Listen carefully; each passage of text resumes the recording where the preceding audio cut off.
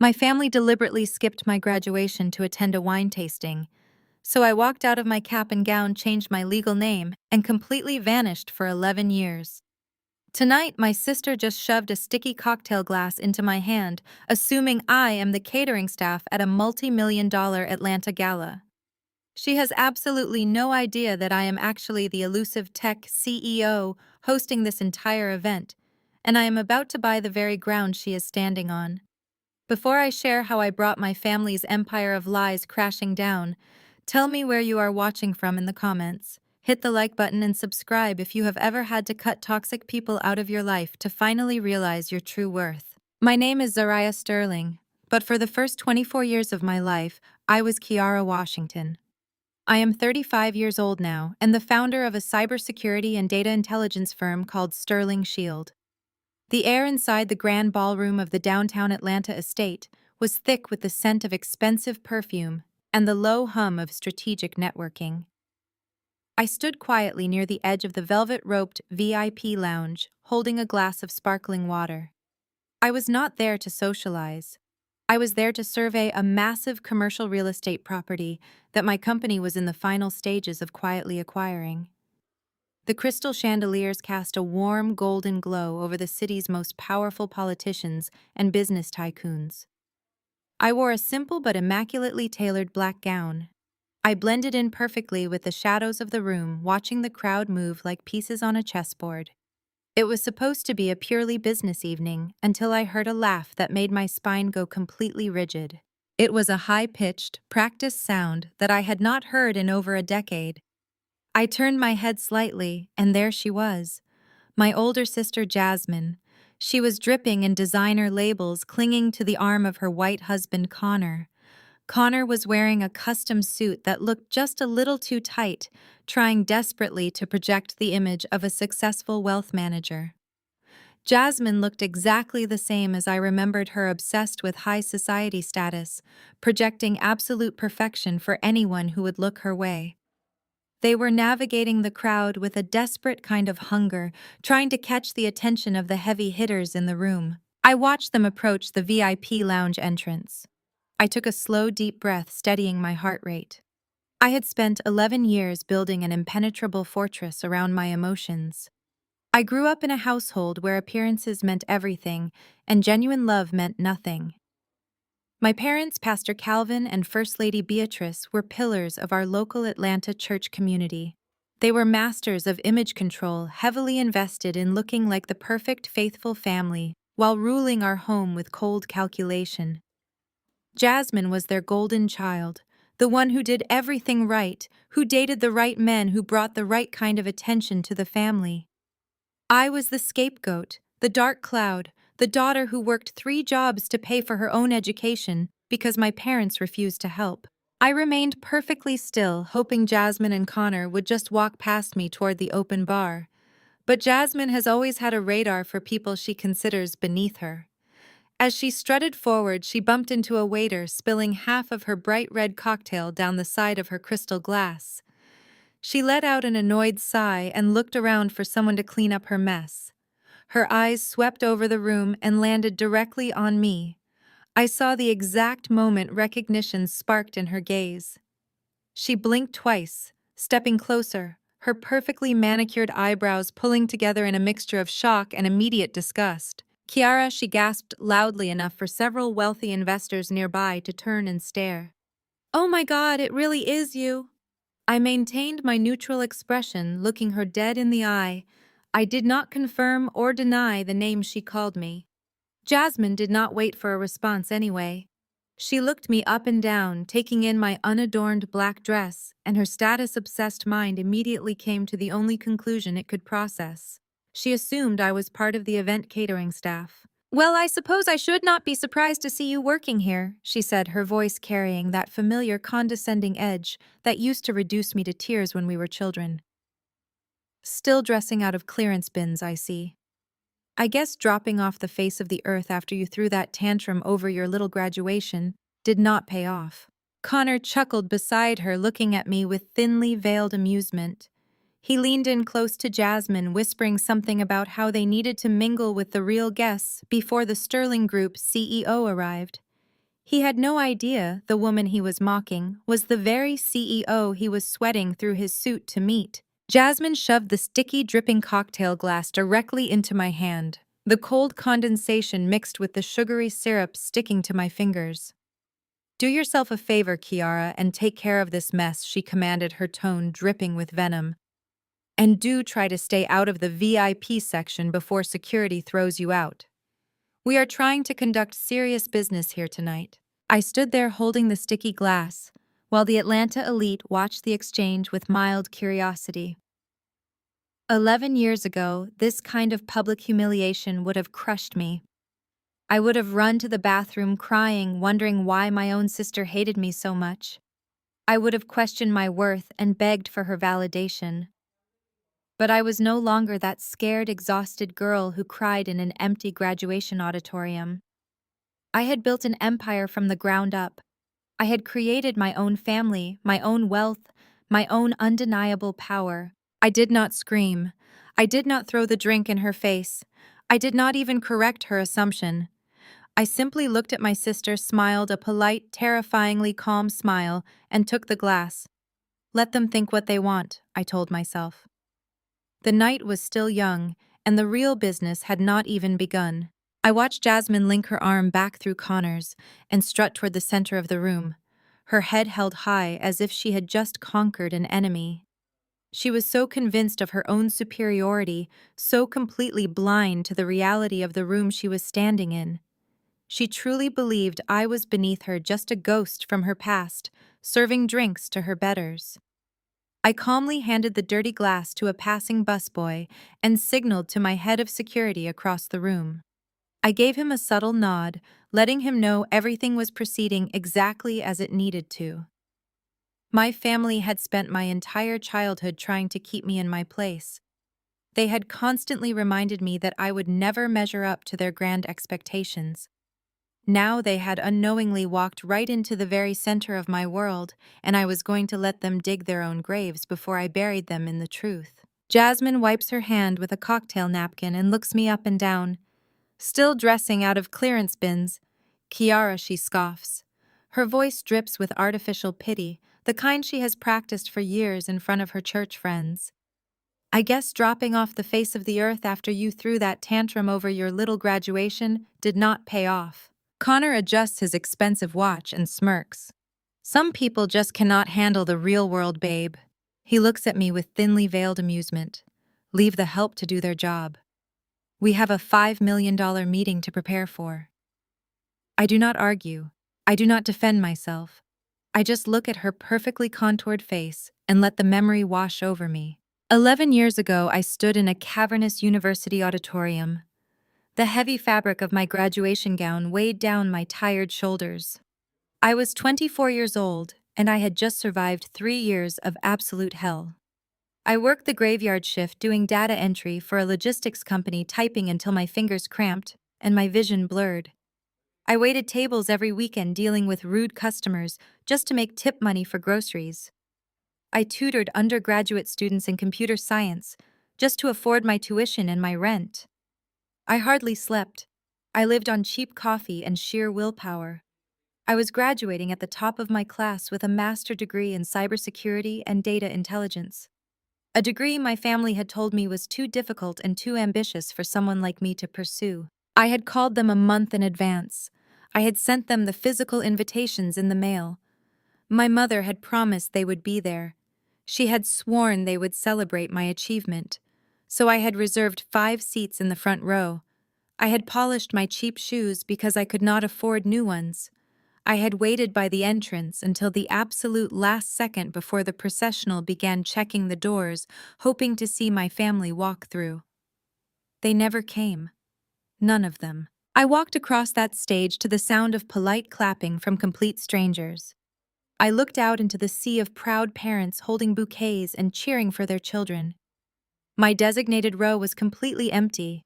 5 empty folding chairs stared back at me like a physical manifestation of my entire childhood. They were a loud, silent reminder of exactly where I stood in the family hierarchy. When the ceremony ended, I stood in the parking lot and checked my phone. There were no missed calls. There were no apologies. There was just a single group text notification from my mother. It was a picture of the whole family clinking crystal glasses at a luxury vineyard. The caption read, "Celebrating Jasmine and Connor engagement, because family is everything." They had skipped my graduation. They had flown across the country for a wine tasting. They had spent thousands of dollars to toast my sister getting a ring from a man they barely knew. And they had deliberately ignored the day I achieved the hardest thing I had ever done. I did not cry. Crying was a luxury for people who had someone to wipe their tears. I took off my graduation cap and placed it carefully in the campus trash can. I took off the gown and laid it right on top. That afternoon, I drove straight to the county courthouse. I filled out the paperwork to legally change my name. Kiara Washington died in that empty auditorium. Zariah Sterling was born in her place. A woman made of titanium and code. A woman who would never again wait for an empty chair to be filled. I packed my small apartment into the back of my beat-up sedan, changed my phone number, and drove away from Atlanta. I never sent a goodbye text. I never asked for an explanation. I just erased them from my life completely. The cold condensation of the cocktail glass grounds me back in the present moment. I hand the sticky mess to a passing busboy with a polite nod. Jasmine is still standing there waiting for me to break. She wants me to yell. She wants me to cause a scene so she can call security and play the victim. That is her signature move. Provoke the reaction, then weaponize it against me. "You really have not changed at all, Kiara," Jasmine says, smoothing down the front of her sequined dress. "Always standing on the sidelines watching successful people live their lives. It is honestly just sad at this point. Look at you, still the same pathetic little shadow. Pastor Calvin and First Lady Beatrice would be so embarrassed to see you serving drinks at a party like this. Do not worry, we will not tell Mom and Dad we saw you clearing tables. It would just break their hearts all over again." She turns on her heel, her designer shoes clicking sharply against the marble floor as she links arms with Connor. They stroll toward the center of the room, completely oblivious to the silent command I just gave my head of security across the hall. I take a slow sip of my sparkling water, letting the cool liquid soothe my throat. My business partner Malik steps up beside me. He is wearing a custom-tailored charcoal suit, his presence large and imposing, but entirely calm. He has known me since the days I was building firewalls out of a tiny studio apartment in Chicago, eating instant noodles and fighting for every single contract. He knows the sacrifices I made. He knows the nights I stayed awake writing code to build Sterling Shield into the powerhouse it is today. He knows exactly who just walked away. "Was that the golden child?" Malik asks, his voice a low rumble. "That was her," I reply, keeping my eyes on Jasmine retreating back. "She looks exactly like the kind of person who would finance a European vacation with stolen church funds," Malik observes. He smoothly slides a slim tablet out of his jacket pocket. "The servers are primed, Zariah. The acquisition documents for the downtown district are signed and sealed. We officially own the ground they are standing on." "Perfect," I say. "Let them enjoy the appetizers. The main course is going to be hard to swallow." The gala host steps up to the grand podium at the front of the room, tapping the microphone to get the crowd's attention. The low hum of networking fades into expectant silence. But before the host can speak, the heavy mahogany doors of the VIP lounge swing open again. Pastor Calvin and First Lady Beatrice glide into the room. They move with the practiced grace of megachurch royalty. My father is wearing a bespoke suit that costs more than what some of his congregation makes in a year. My mother is wrapped in silk and pearls, her smile bright and completely artificial. They are scanning the room, looking for Jasmine and Connor, no doubt eager to help them corner the mysterious Sterling Group investors. They walk right past a group of local politicians, and their eyes scan the perimeter of the lounge. They are looking for the perfect networking opportunity to elevate their status even further. Then my mother turns her head. Her gaze sweeps over the catering tables past the security guards and lands directly on me. The bright artificial smile freezes on her face. She taps my father on the arm, and he turns to look. The shock that registers on their faces is immediate and raw. They are staring at the daughter they threw away, assuming just like Jasmine did, that I'm here to clean up after people like them. They have absolutely no idea what is about to happen. My mother recovers her composure faster than my father. She adjusts the string of pearls at her neck and marches toward me with quick, aggressive steps. Pastor Calvin follows right behind her, his face set in that familiar, disapproving scowl he usually reserves for sinners and backsliders. They move like a unified front of righteous indignation, completely ignoring the wealthy donors standing just feet away. "What on earth are you doing here?" Beatrice hisses, her voice dropping an octave to that dangerous whisper I know so well. "Have you completely lost your mind, Kiara?" My father grabs my upper arm tightly, trying to steer me toward the service exit. "You need to leave right now," he demands, his fingers digging into my skin. Connor is across the room, trying to secure a meeting with the executives of the Sterling Group. This is the biggest night of his career, and your sister's future depends on it. If his investors see you walking around in a cheap dress pretending to be part of the catering crew, you will humiliate all of us. I gently but firmly pry his fingers off my arm. "I am not pretending to be catering staff, Dad." "Then what are you doing, crashing a multi-million-dollar charity gala?" My mother snaps, her eyes darting around the room to see if anyone is watching us. "Did you sneak in through the kitchen? You have been gone for 11 years, and you choose tonight of all nights to show up and embarrass us. Get out the back door before Jasmine sees you." "Jasmine already saw me," I reply, keeping my voice perfectly level. "She handed me a sticky glass and told me to clean it up." "Good," my father says without a shred of empathy. "Then do your job and take it to the kitchen. And after you do that, walk out the back door and do not come back. We are trying to build generational wealth tonight, Kiara. We do not have time for your childish rebellions." Malik shifts his weight beside me. I can feel the tension radiating from his frame. He is a second away from stepping in and tossing the pastor out by his tailored lapels. I put a hand up, signaling Malik to stand down. I want them to say everything they need to say. I want their absolute worst on display right before the spotlight hits. Generational wealth. I repeat, tasting the hypocrisy of the words. Is that what we are calling it now? My mother steps closer, her face flushed with anger. "You listen to me, you ungrateful child." Connor is trying to secure a $5 million capital injection from the Sterling Shield Fund. It is the only way he can expand his portfolio and keep the church community center renovations afloat. We have a lot riding on this. We do not need the black sheep of the family ruining his chances by acting like a vagrant. It takes every ounce of my willpower not to laugh right in her face. The church community center renovations, Connor expanding his portfolio. It is all a fabricated house of cards, and they are standing in front of me begging me not to blow it down, while completely oblivious that I hold the fan. I am not going anywhere. I say, my voice dropping to a calm, cold register that makes them both pause. I have a very important speech to make. Before my father can grab my arm again, a loud electronic chime rings through the ballroom. The heavy ambient music fades out. The low chatter of the Atlanta elite hushes to a murmur. At the front of the room, the gala host steps up to the grand podium.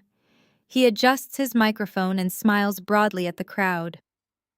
"Ladies and gentlemen, if I could have your attention, please." My parents instantly snap to attention. Their posture straightens. My mother smooths her silk dress and puts on her best First Lady smile, turning toward the stage. My father crosses his hands in front of him, playing the part of the distinguished community leader.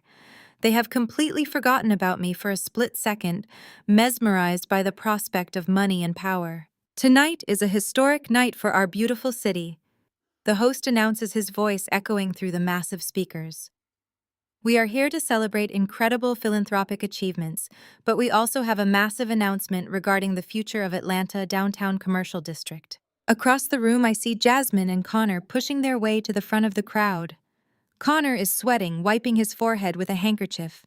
He is desperate to get a good look at the people who hold the keys to his financial survival. For the past 6 months, the host continues, a major tech and data intelligence firm has been working quietly to acquire the entire block of commercial properties in the downtown sector. Tonight, they have not only finalized that acquisition, but they have also made the single largest charitable donation in the history of our organization. The crowd erupts into polite but enthusiastic applause. My mother claps her hands together, her eyes shining with greed. "I wonder who it is," she whispers to my father, completely ignoring my presence behind her. "We need to introduce ourselves immediately after the speech, Calvin. Make sure Connor is ready."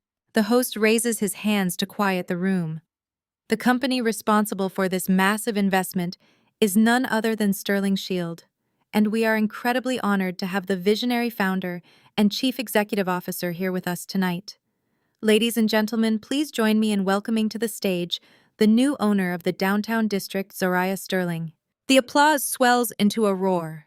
The spotlight swings away from the podium, sweeping across the sea of faces before snapping directly onto the back of the room. It illuminates the velvet ropes. It illuminates Malik. And it illuminates me. My mother and father are caught right in the edge of the harsh white light. They turn around blinking against the glare, expecting to see some billionaire titan of industry standing behind them. Instead, they see me. Malik steps forward and smoothly unhooks the velvet rope.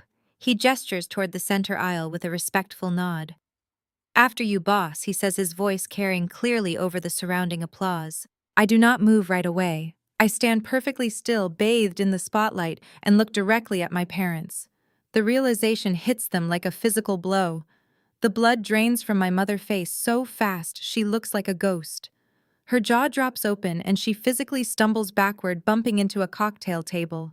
The crystal glasses rattle dangerously. My father looks like he has stopped breathing altogether. His eyes are wide, his mouth opening and closing silently as he stares at the woman he just told to leave through the back door. Across the room, the crowd parts like the Red Sea, creating a clear path from where I stand straight to the podium. At the front of the aisle, I can see Jasmine and Connor.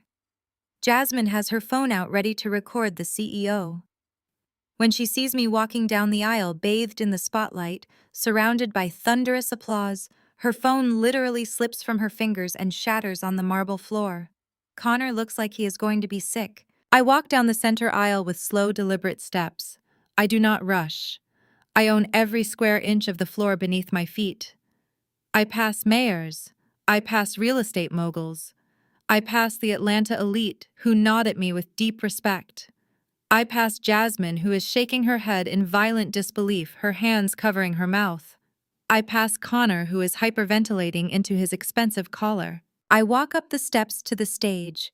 The host greets me with a warm handshake and steps aside. I step up to the acrylic podium. The microphone is hot. The entire room falls dead silent, waiting for my words. I do not look at the investors. I do not look at the politicians. I look past all of them straight to the back of the room where my mother is still standing, frozen in shock, holding onto a cocktail table for support. I lock eyes with her, maintaining a gaze so cold and unyielding, it bridges the gap across the massive ballroom. I lean into the microphone. "Thank you all for being here tonight," I say, my voice ringing out with absolute authority. It is truly a blessing to be in a room full of people who understand the value of a hard-earned investment. I keep my eyes pinned on my mother, watching the devastation settle into her features. She knows exactly who I am now. She knows the daughter she threw away is the very person her family is begging for salvation. The trap is officially set, and they are already bleeding. The cameras flash continuously, casting harsh white bursts of light across my mother's panic-stricken face. Reporters from local Atlanta business journals press against the velvet ropes, shouting questions about my company's latest acquisition. Beatrice links her arm through mine with a terrifyingly fast reflex. Her grip is tight, her manicured nails digging into my skin as she tries to physically tether herself to my newly revealed billionaire status. I look down at her hand, then up at her face. Her smile is plastered on for the cameras, a rigid mask of maternal pride, but her eyes are frantic and wild. She is terrified I will expose her right here in front of the city's elite. I smoothly pull my arm away, stepping just out of her reach. Malik steps into the gap, instantly forming a silent, tailored wall of charcoal wool between me and my mother. Pastor Calvin pushes his way through the photographers, refusing to be left out of the spotlight. He throws his arms open wide, booming in his best pulpit voice. He declares to the room that the prodigal daughter has returned to bless the community. He lunges forward to pull me into a paternal hug for the front page of tomorrow's paper. I raise a single hand, stopping him dead in his tracks. The cameras catch his awkward, stumbling halt. I turn my attention to the press, stating clearly that Sterling Shield is focused on the economic future of Atlanta and that I have a tight schedule to keep. I completely ignore my father's religious theatrics. Jasmine wedges herself next to Connor, holding a fresh glass of champagne. She is desperately pretending the sticky cocktail incident from 20 minutes ago never happened. She actually reaches out to touch the fabric of my dress, exclaiming how much she loves my style, and loudly suggesting we need to go shopping in Buckhead together. Connor stands behind her, looking like a man facing a firing squad. He stammers out a greeting, calling me Miss Sterling, entirely forgetting that I am technically his sister-in-law. I look at Jasmine and ask her directly if she still needs me to clean up her spills. The reporters lean in, sensing the sudden drop in temperature. Jasmine lets out a shrill, nervous laugh, waving her hand frantically as if swatting away a fly.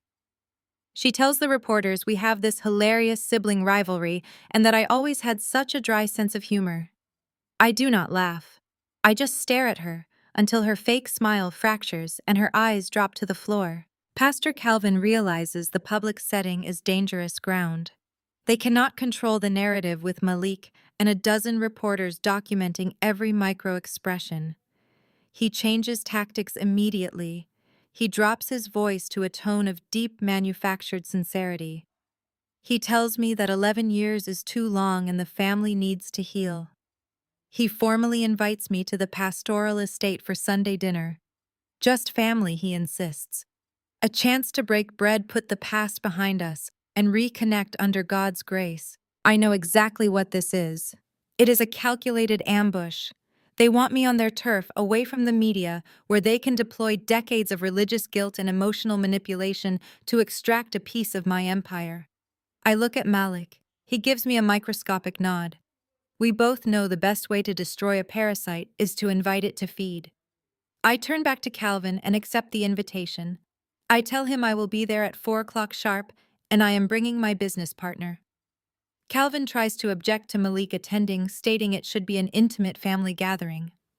I cut him off before he can finish his sentence. I state that Malik is my family. They can take it or leave it. Calvin swallows his pride, forces a tight smile, and agrees. Sunday afternoon arrives with suffocating humidity. Malik and I pull up to the pastoral estate in my armored SUV.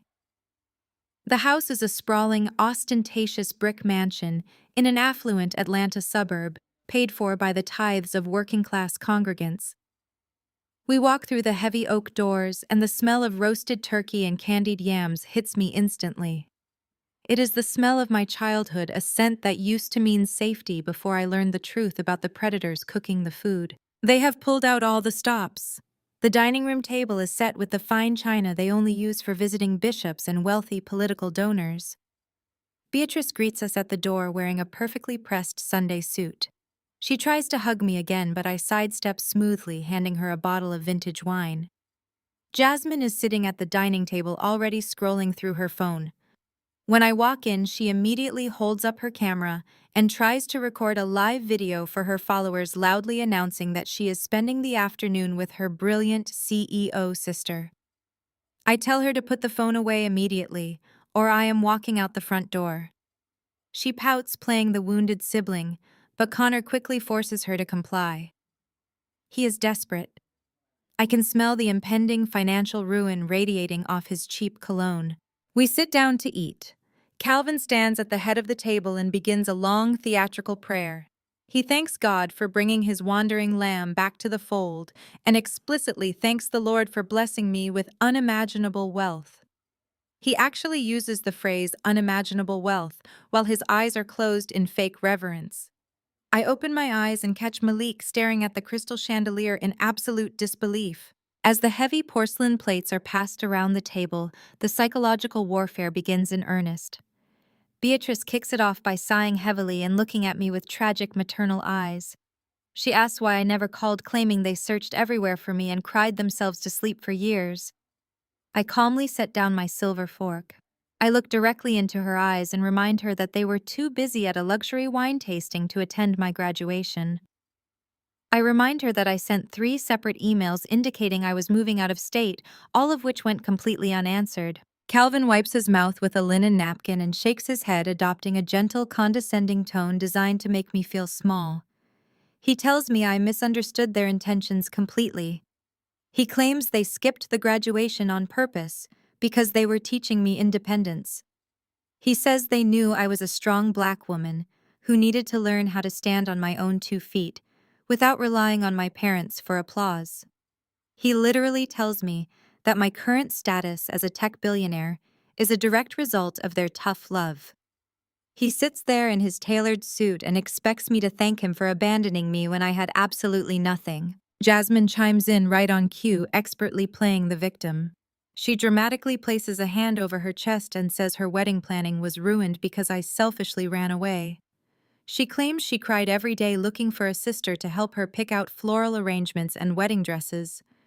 She conveniently omits the fact that she spent my entire college career calling me a loser who would end up working a cash register. Now suddenly my absence was the greatest tragedy of her privileged life. They are tag-teaming me running a highly coordinated manipulation playbook. Beatrice pushes a plate of macaroni and cheese toward me, trying to use comfort food as a weapon of submission. She says they forgive me for my stubbornness. They are willing to overlook my 11-year tantrum because family always forgives and blood is thicker than water. They are desperately trying to box me into the role of the erratic, emotional daughter who owes them a massive apology, and by extension, a massive slice of my fortune to make amends for my absence. I remain a brick wall of absolute calm. I do not raise my voice. I do not defend my actions from a decade ago. I do not demand apologies they are incapable of giving. I take a slow bite of the food, chew it deliberately, and look at each of their faces. I let the silence stretch until it becomes thick and suffocating. Connor shifts uncomfortably in his leather chair, his collar suddenly looking very tight against his neck. He realizes the emotional manipulation is failing miserably. The guilt trip is bouncing right off my titanium exterior. He knows he has to intervene before the dinner falls apart completely, because he needs my money to stay out of federal prison and he needs it today. Connor clears his throat loudly, shattering the heavy silence that has descended over the dining table. He wipes his mouth with his linen napkin and leans forward, resting his forearms on the mahogany wood. He puts on his best corporate smile, the one he surely uses to charm elderly church members out of their retirement savings. "Let us shift gears for a moment," Connor says, his voice dripping with forced camaraderie. "We have a lot to celebrate today.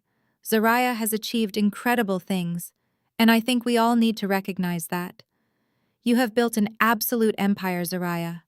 It is nothing short of brilliant. I do not say thank you. I just watch him. I know exactly what comes next. The sharp pivot from flattery to the pitch." He reaches down into his leather briefcase sitting next to his chair and pulls out a thick, glossy folder. He slides it across the polished table until it stops right in front of my plate. As a wealth manager, Connor continues, I see a lot of successful people make the mistake of keeping their capital stagnant. But families should build together. We should be keeping the wealth in the family, creating a legacy that can support the church and the community for generations. Jasmine nods enthusiastically, her diamond earrings catching the light. Connor runs a highly exclusive fund. She chimes in, eager to play the role of the wealthy investor wife. He usually does not take on new clients without a rigorous vetting process, but he is making an exception for you since we are blood. I look down at the glossy folder. It has the logo of Connor Firm embossed in gold foil on the front. I open it slowly, turning the heavy cardstock pages. Connor starts throwing around financial buzzwords. He talks about high-yield returns, diversified portfolios, and aggressive market capture. He is asking for a $5 million injection from Sterling Shield. He says it will guarantee a 20% return by the end of the fiscal year. He speaks with the fast-paced cadence of a man who is used to confusing people with financial jargon until they just hand over their checkbooks out of sheer intimidation. But Connor is making a fatal miscalculation. He is pitching to a woman who built her fortune by hunting down digital fraud for the highest-level corporate clients in the world. I do not just read numbers, I read the architecture of deception. I scan the prospectus. To the untrained eye, it looks like a masterpiece of wealth management. To a cybersecurity and data intelligence expert, it looks like a glowing neon crime scene. The return on investment projections are mathematically impossible unless he is shuffling new investor capital to pay off old investors. The partner organizations he lists have vague generic names that scream shell companies. But the biggest mistake he makes is including a summary of his firm digital infrastructure to prove how secure his client data is. I look at the server architecture he has listed. It is outdated. It is cheap. It is highly vulnerable. It is the digital equivalent of locking a bank vault with a screen door. This is incredibly ambitious, Connor, I say, keeping my voice perfectly even. A 20% guaranteed return in this market is virtually unheard of. My father leans forward, clasping his hands together in a prayerful gesture. The Lord blesses those who walk in faith, Zariah. Connor has a gift for multiplying talents just as the scriptures command. By partnering with him, you are essentially investing in the kingdom of God. I suppress the urge to scoff. They are trying to wrap federal fraud in religious scripture. It is a masterpiece of Atlanta megachurch manipulation. I close the folder and tap my manicured fingers against the gold-embossed logo. $5 million is a substantial injection, I say, measuring my words carefully. But honestly, Connor, based on these projections, Sterling Shield might be interested in injecting $10 million. The reaction is instantaneous. Jasmine gasps softly, bringing a hand to her chest.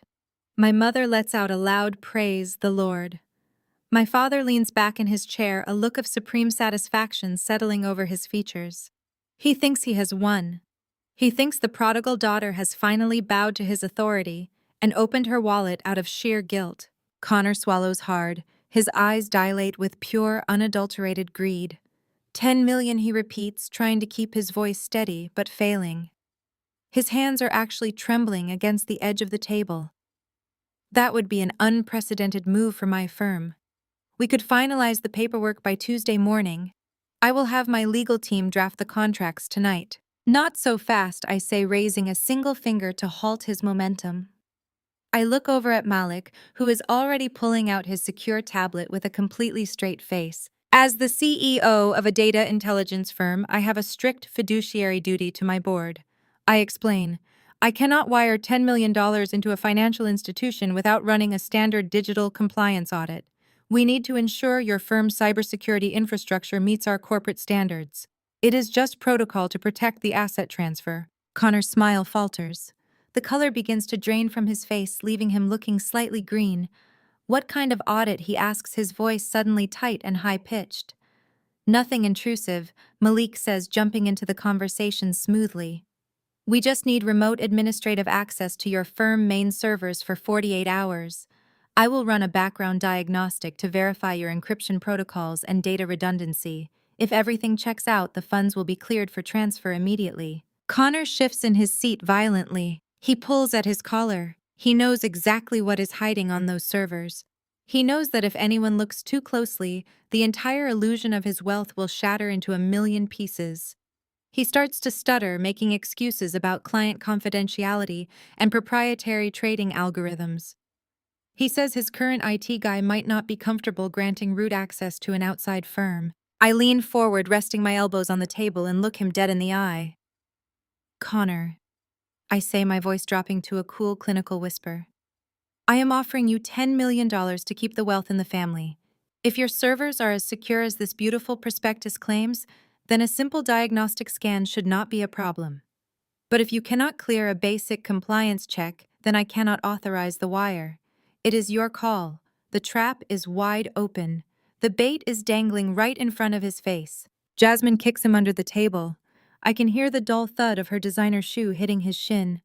Connor, just give them the access, she hisses through a gritted smile, terrified of losing the money that will fund her next luxury vacation. Do not be difficult. Zariah is trying to help us build our legacy. Connor looks at his wife. He looks at my father, who is nodding encouragingly. He is completely surrounded by his own accomplices, pushing him right over the edge of the cliff. He is drowning in debt, and I am tossing him an anvil painted gold. His arrogance and his desperate need for that cash completely override his sense of self-preservation. Okay, Connor breathes out, wiping a bead of sweat from his temple. Okay, I will email Malik the admin credentials and portal access tonight, just for 48 hours. Excellent, I say, offering him a bright, chilling smile. I stand up from the dining table, smoothing the front of my dress.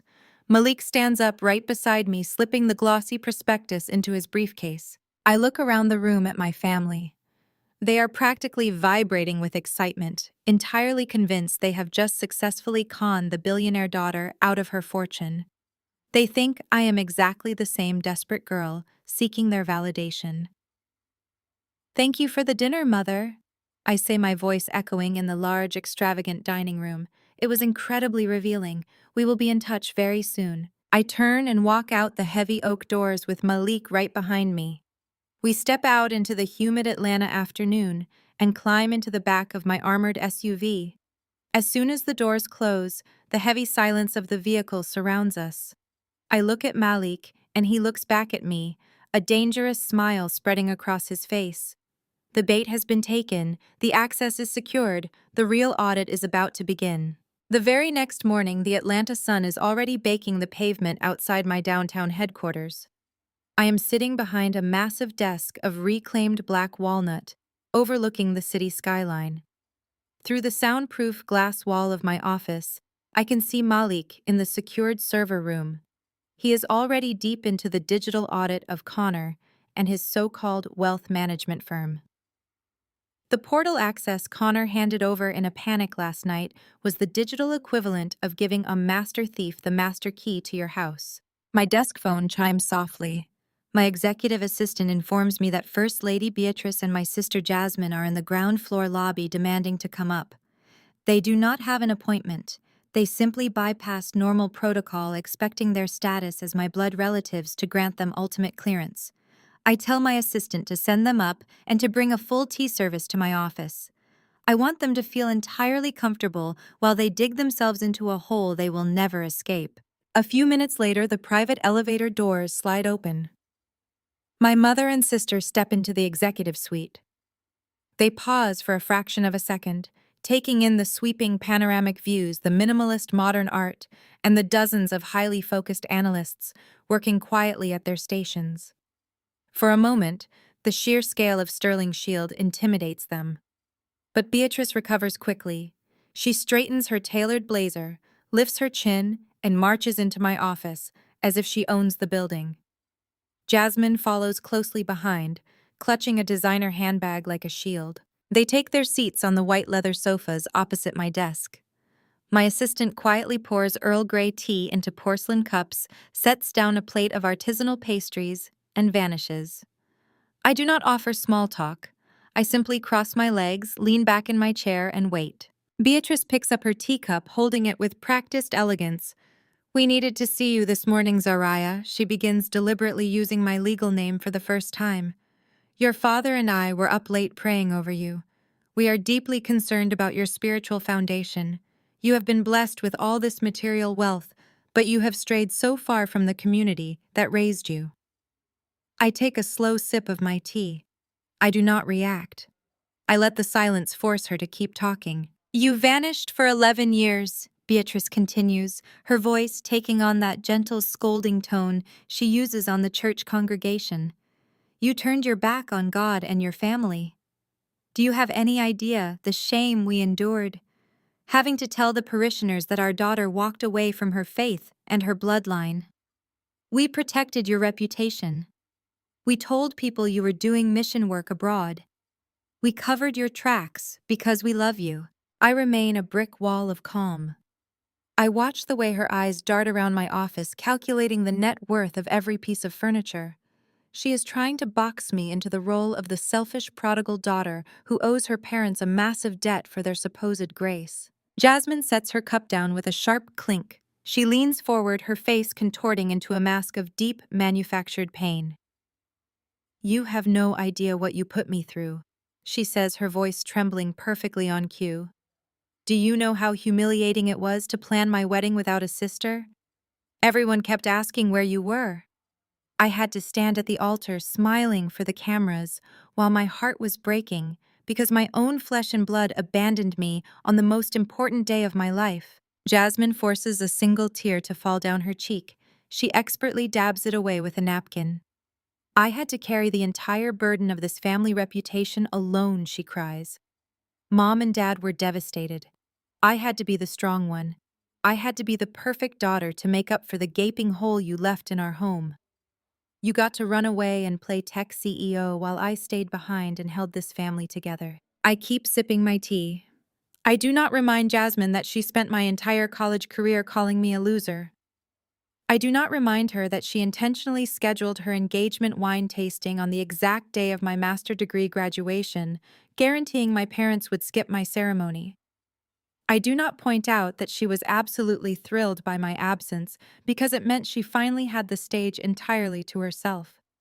I just sit there watching an amateur actress deliver the worst performance of her life. Beatrice reaches over and pats Jasmine on the knee, offering maternal comfort. "We are not here to punish you, Zaria," my mother says softly. "We are here to offer you a path to redemption. The Lord works in mysterious ways. He allowed you to build this secular empire so that you could eventually return and bless your true home." She leans forward, her eyes gleaming with greed. "Connor Investment Fund is your opportunity to make things right. By injecting your capital into his portfolio, you are not just making a business deal. You are repairing the breach in this family. You are investing in your brother-in-law, your sister, and the legacy of our church. We gave you the tough love you needed to become this strong, independent woman. Now it is time for you to honor your mother and father. It is time to give back." They double down on the guilt trip, layering religious obligation over familial manipulation. They are essentially demanding a $10 million apology fee for the inconvenience of my independence. They want me to believe that my success is actually their success, and that withholding the funds would be an act of spiritual betrayal. I carefully place my teacup on the saucer. The porcelain makes a quiet, definitive sound in the large office. I look directly at my mother, and then at my sister. "I appreciate you both coming all this way to share your feelings," I say, my voice perfectly smooth and devoid of any emotion. "I understand exactly what you are asking of me. Family legacy is indeed a powerful thing.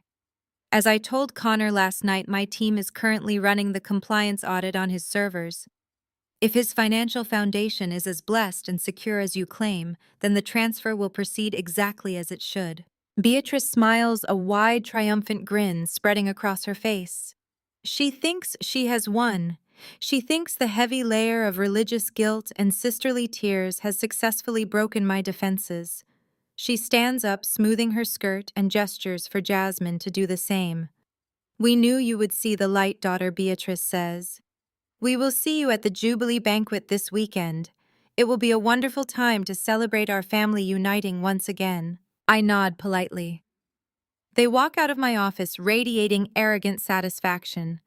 The heavy glass door closes behind them, sealing the room in total silence. I do not move for a long moment. I just look at the empty teacups they left behind.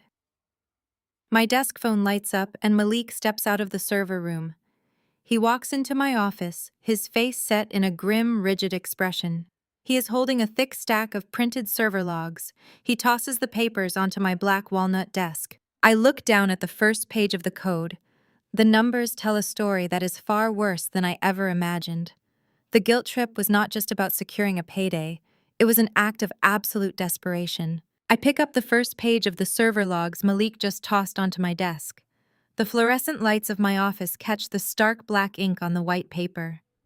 I do not even need my specialized decryption software to read the sheer panic written into Connor's digital ledgers. He is not a criminal mastermind. He is a desperate, arrogant amateur playing a dangerous game with money that does not belong to him. Malik pulls up a chair and syncs his tablet to my desktop monitor. A complex web of routing numbers, wire transfers, and offshore accounts fills the screen. I told you his security was a joke, Malik says, his voice dropping into that clinical professional tone we use during a breach. It took me less than 12 minutes to bypass his firewall. What I found inside is a financial bloodbath. I lean forward, resting my chin on my hands. Show me, I command. Malik taps the screen. Connor has not made a legitimate market trade in 36 months. His entire wealth management firm is a hollow shell. He is running a localized Ponzi scheme right under the nose of the federal government. He uses the capital from new investors to pay off the dividends of older investors who complain loudly enough. The rest of the cash flow is being funneled directly into personal offshore accounts to fund Jasmine's lifestyle. I watched the transactions scroll past my eyes. $200,000 diverted to an account in the Cayman Islands the exact same week Jasmine posted photos of her lavish anniversary trip to the Amalfi Coast. $80,000 routed through a dummy corporation to pay off the financing on Connor's customized sports car. They are living like royalty on stolen time and stolen money. But the real horror sets in when Malik isolates the client list. He pulls up the names of the active investors whose life savings are currently vanishing into Connor's pockets. My stomach drops. These are not anonymous corporate executives or wealthy venture capitalists. I recognize these names. Sister Mary, who used to sneak me peppermints from her purse during Sunday school.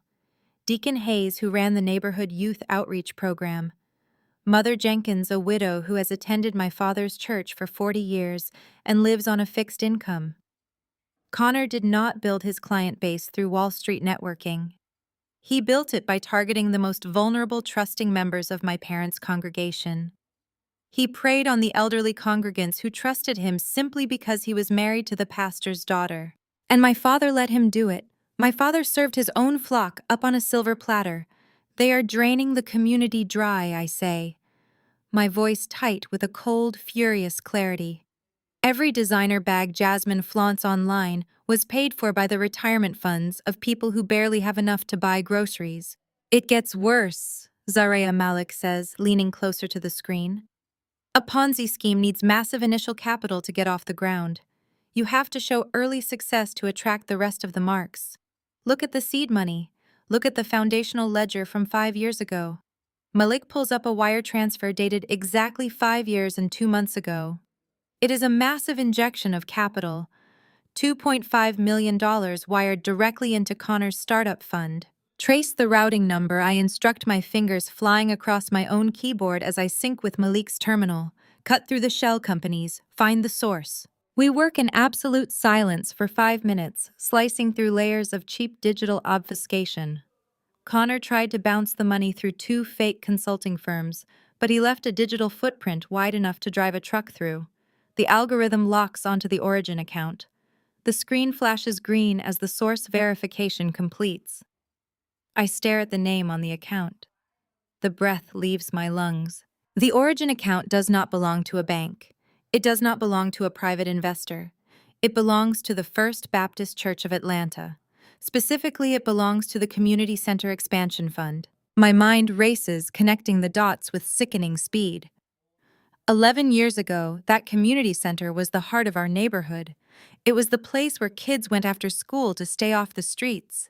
It was funded by decades of tithes, bake sales, and the literal blood, sweat, and tears of working-class families who believed they were building a safe haven for the next generation. Malik brings up the public property records alongside the bank statements.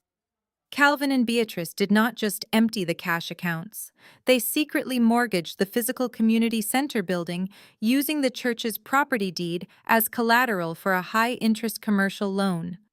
They took out that loan and handed the cash directly to Connor to fund his fraudulent business and keep Jasmine living in the lap of luxury. They literally mortgaged the house of God to finance a scam. I say the words tasting like ash in my mouth. Malik taps a final document on the screen. It is a digital intercept from the lending bank. And they defaulted, Malik says grimly. Connor stopped making the mortgage payments 6 months ago. The bank issued the final warning last week. They are initiating foreclosure proceedings on Friday.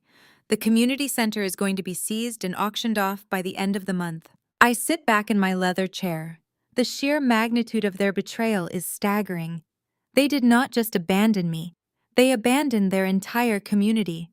They sacrificed the safety and security of thousands of faithful people just to maintain the illusion of their own wealth. This is why they are so desperate. This is why my mother practically broke down my door with her pathetic tea party performance. They need my $10 million to pay off the bank to reimburse the stolen church funds and to cover up a federal crime before the congregation finds out that their beloved pastor sold their sanctuary to buy his daughter a sports car. They want me to finance the cover-up. Malik looks at me. His hands are resting flat on the desk. Do we burn them down, Zariah? Do we send this directly to the FBI? I look at the digital foreclosure notice glowing on the monitor. If we send this to the feds right now, the bank still forecloses. The community loses their building. The people who trusted my father lose everything. I stand up from my desk. I walk over to the floor-to-ceiling window and look out over the Atlanta skyline. The sun is high and bright, casting sharp shadows across the concrete and steel. I built my empire by anticipating the enemy's next move and positioning myself exactly where they need to step. No, I say, my voice echoing with absolute authority in the quiet office. If we hand this to the FBI, my parents will play the victim. They will claim Connor acted alone and duped them. They will walk away with their reputations bruised but intact. I am not going to let them control the narrative this time. I turn back to Malik. Prepare a blind shell LLC, completely untraceable. Mask the origin through our Swiss subsidiaries. What are we buying? Malik asks, a dangerous knowing smile finally breaking through his serious demeanor. We are buying the church's debt, I declare. Contact the holding bank. Offer them full asking price for the community center mortgage in cash today. I want the deed. I want the leverage. I want to own the very ground my father preaches on. Malik nods, his fingers already flying across the keyboard to initiate the acquisition protocols. Consider it done. They wanted me to invest in the family legacy. They wanted me to save them. I am going to save the community instead. And I am going to make sure my family feels the exact same terrifying helplessness they forced me to feel 11 years ago. The trap is perfectly set. Now all I have to do is wait for them to walk right into it. I lean closer to the glowing monitors. The blue light reflects off Malik's glasses as his fingers fly across the mechanical keyboard. He isolates the initial seed transaction. $2.5 million wired directly into Connor's startup fund exactly 5 years and 2 months ago. It is the exact moment my sister married him. I tell Malik to trace the routing number and cut through the shell companies. We work in absolute silence for several minutes. Connor tried to bounce the money through 2 fake consulting firms, but his digital footprint is sloppy. He left a trail wide enough for a novice to follow. The algorithm locks onto the origin account. The screen flashes green as the source verification completes. I stare at the name on the ledger, and all the air leaves my lungs. The origin account does not belong to a bank. It does not belong to an angel investor. It belongs to the First Baptist Church of Atlanta. Specifically, it is registered under the Community Center Expansion Fund. My mind races, connecting the dots with sickening speed. 11 years ago, that community center was the beating heart of our neighborhood. It was the place where kids went after school to stay off the streets and do their homework. It was funded by decades of tithes, bake sales, and the literal sweat equity of working-class families who believed they were building a safe haven for the next generation. People like Sister Mary, who used to sneak me peppermints from her purse during Sunday school. People like Deacon Hayes, who ran the neighborhood youth outreach program.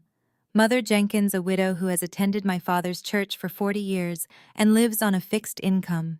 These people gave what little they had to build that center. Malik brings up the public property records alongside the bank statements, cross-referencing the dates. My parents did not just empty the cash accounts. Pastor Calvin and First Lady Beatrice secretly mortgaged the physical community center building. They used the church's property deed as collateral for a high-interest commercial loan.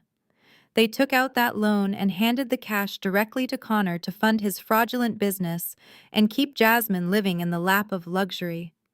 They literally mortgaged the house of God to finance a scam. The words taste like ash in my mouth. I instruct Malik to pull up the expense reports connected to that initial 2.5 million. The breakdown is a grotesque display of gluttony. $200,000 vanished in a single week to pay for Jasmine's extravagant wedding. Another $80,000 was routed through a dummy corporation to pay off the financing on my father's customized luxury SUV. There are charges for my mother's first-class tickets to Europe and designer shopping sprees in Paris. Every designer bag Jasmine flaunts online was paid for by the retirement funds of people who barely have enough to buy groceries. It gets worse, Zaraya Malik says, his voice tight with suppressed anger. He taps a final document on the screen. It is a digital intercept from the lending bank. I read the red flag text. It is a notice of default. They stopped making the mortgage payment 6 months ago. The bank issued the final warning last week. They are initiating foreclosure proceedings on Friday.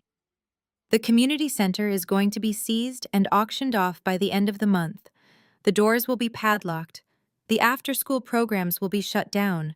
The congregation will lose their building, and they have absolutely no idea it is happening. I sit back in my ergonomic leather chair staring at the ceiling.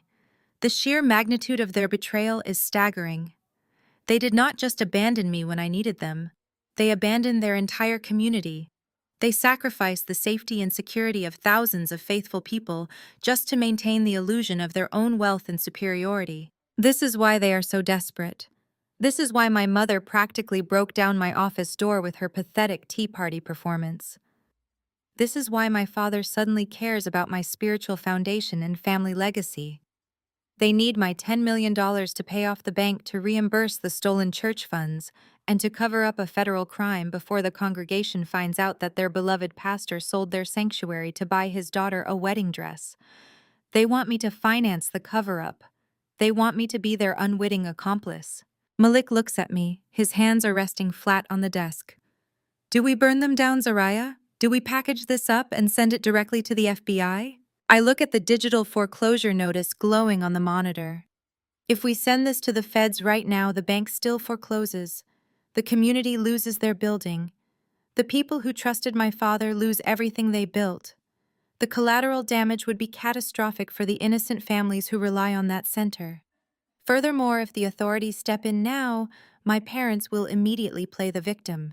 They will hire expensive lawyers and claim Connor acted alone and duped them. They will weep at the pulpit, say the devil attacked their family, and walk away with their reputations bruised but intact. I am not going to let them control the narrative this time. I am not going to let them hide behind their religious titles. No, I say, my voice echoing with absolute authority in the quiet office. I stand up and walk over to the floor-to-ceiling window looking out over the Atlanta skyline. The sun is high and bright, casting sharp shadows across the concrete and steel. I built my empire by anticipating the enemy's next move and positioning myself exactly where they need to step. If we just hand them over to the police, they escape the public humiliation they truly deserve. I want them to feel the exact same terrifying helplessness they forced me to feel 11 years ago. I turn back to my desk. I need to secure the weapon before we drop the bomb. They think they have me backed into a corner with their guilt trips and their family dinner invitations. They think I am just a wealthy target waiting to be bled dry. They have no idea that I am currently holding the digital keys to their entire existence. I tell Malik to keep monitoring the server and to flag any new transfers no matter how small. Every cent they move is just another nail in their coffin. Before Malik can reply, my desk phone lights up again. My executive assistant's voice comes through the speaker, crisp and urgent. Miss Sterling, your sister Jasmine is back in the lobby. She bypassed security again, and she is demanding to see you immediately. She says it is a family emergency, and she will not leave until you authorize a transfer. I look at Malik. A cold, dangerous smile spreads across my face. The golden child is losing her patience. She is coming to secure her stolen money. Let her up, I tell my assistant. And start recording all audio and video feeds in my office. The real audit is about to begin. The heavy frosted glass doors of my executive suite slide open with a soft, mechanical hiss. Jasmine marches into the room, moving with the frantic, aggressive energy of a cornered animal. She is wearing a pristine white tailored suit, holding a crocodile skin handbag like a weapon. But her eyes betray her. The whites of her eyes are slightly red and her hands are trembling. The facade of the perfect wealthy pastor daughter is cracking under the weight of her husband's impending federal indictment. She does not wait for an invitation to sit. She stops directly in front of my desk, slamming her handbag down onto the reclaimed walnut surface. The sound echoes sharply in the quiet room. Connor needs that wire transfer cleared right now, Zariah, she demands, her voice tight and high-pitched. He said your security guy locked him out of his own admin portal. This little power trip of yours is over. Release the funds. I do not flinch. I do not look up at her immediately. I take my time finishing the last sip of my espresso, placing the porcelain cup delicately on its saucer. I lean back in my chair, interlacing my fingers, resting them on my lap. Good morning to you too, Jasmine, I say, keeping my voice at a low, soothing volume. It is highly unusual for visitors to bypass my lobby security, but my assistant mentioned it was a family emergency. Please have a seat. Let us discuss why Connor is in such a desperate rush for $5 million. I am not sitting down, she snaps, shifting her weight from one stiletto heel to the other. And it is not an emergency, it is a business transaction. You promised $10 million at dinner. Connor has clients waiting for their dividends. We have vendors to pay. You are deliberately holding up his operations just to punish me for what happened at the gala. I watch her unravel. She is vibrating with anxiety.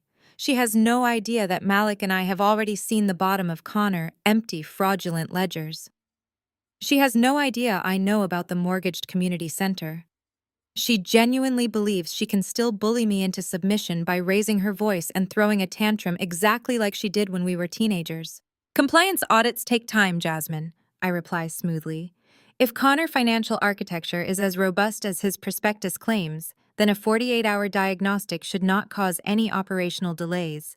Why are you sweating over a standard security protocol? Jasmine slams her hand flat against my desk, leaning over it to glare at me. Because you do not belong in our world, Kiara. You are just a glorified computer nerd who got lucky. You have no idea how high society finance works. Connor is dealing with elite investors. He cannot have you poking around in his proprietary algorithms. Now authorize the wire transfer, or I swear to God I will make you regret it. I feel a slow, cold smile spread across my face. This is exactly what I wanted. I glance almost imperceptibly at the small, sleek security camera mounted in the upper corner of my office. The tiny red light is pulsing steadily. The high-definition microphone embedded in my desk is capturing every single syllable vibrating out of her mouth. Make me regret it, I repeat, testing the words. That sounds like a threat, Jasmine. Are you threatening the CEO of a multi-billion-dollar intelligence firm in her own headquarters? Jasmine stands up straight, pulling her shoulders back.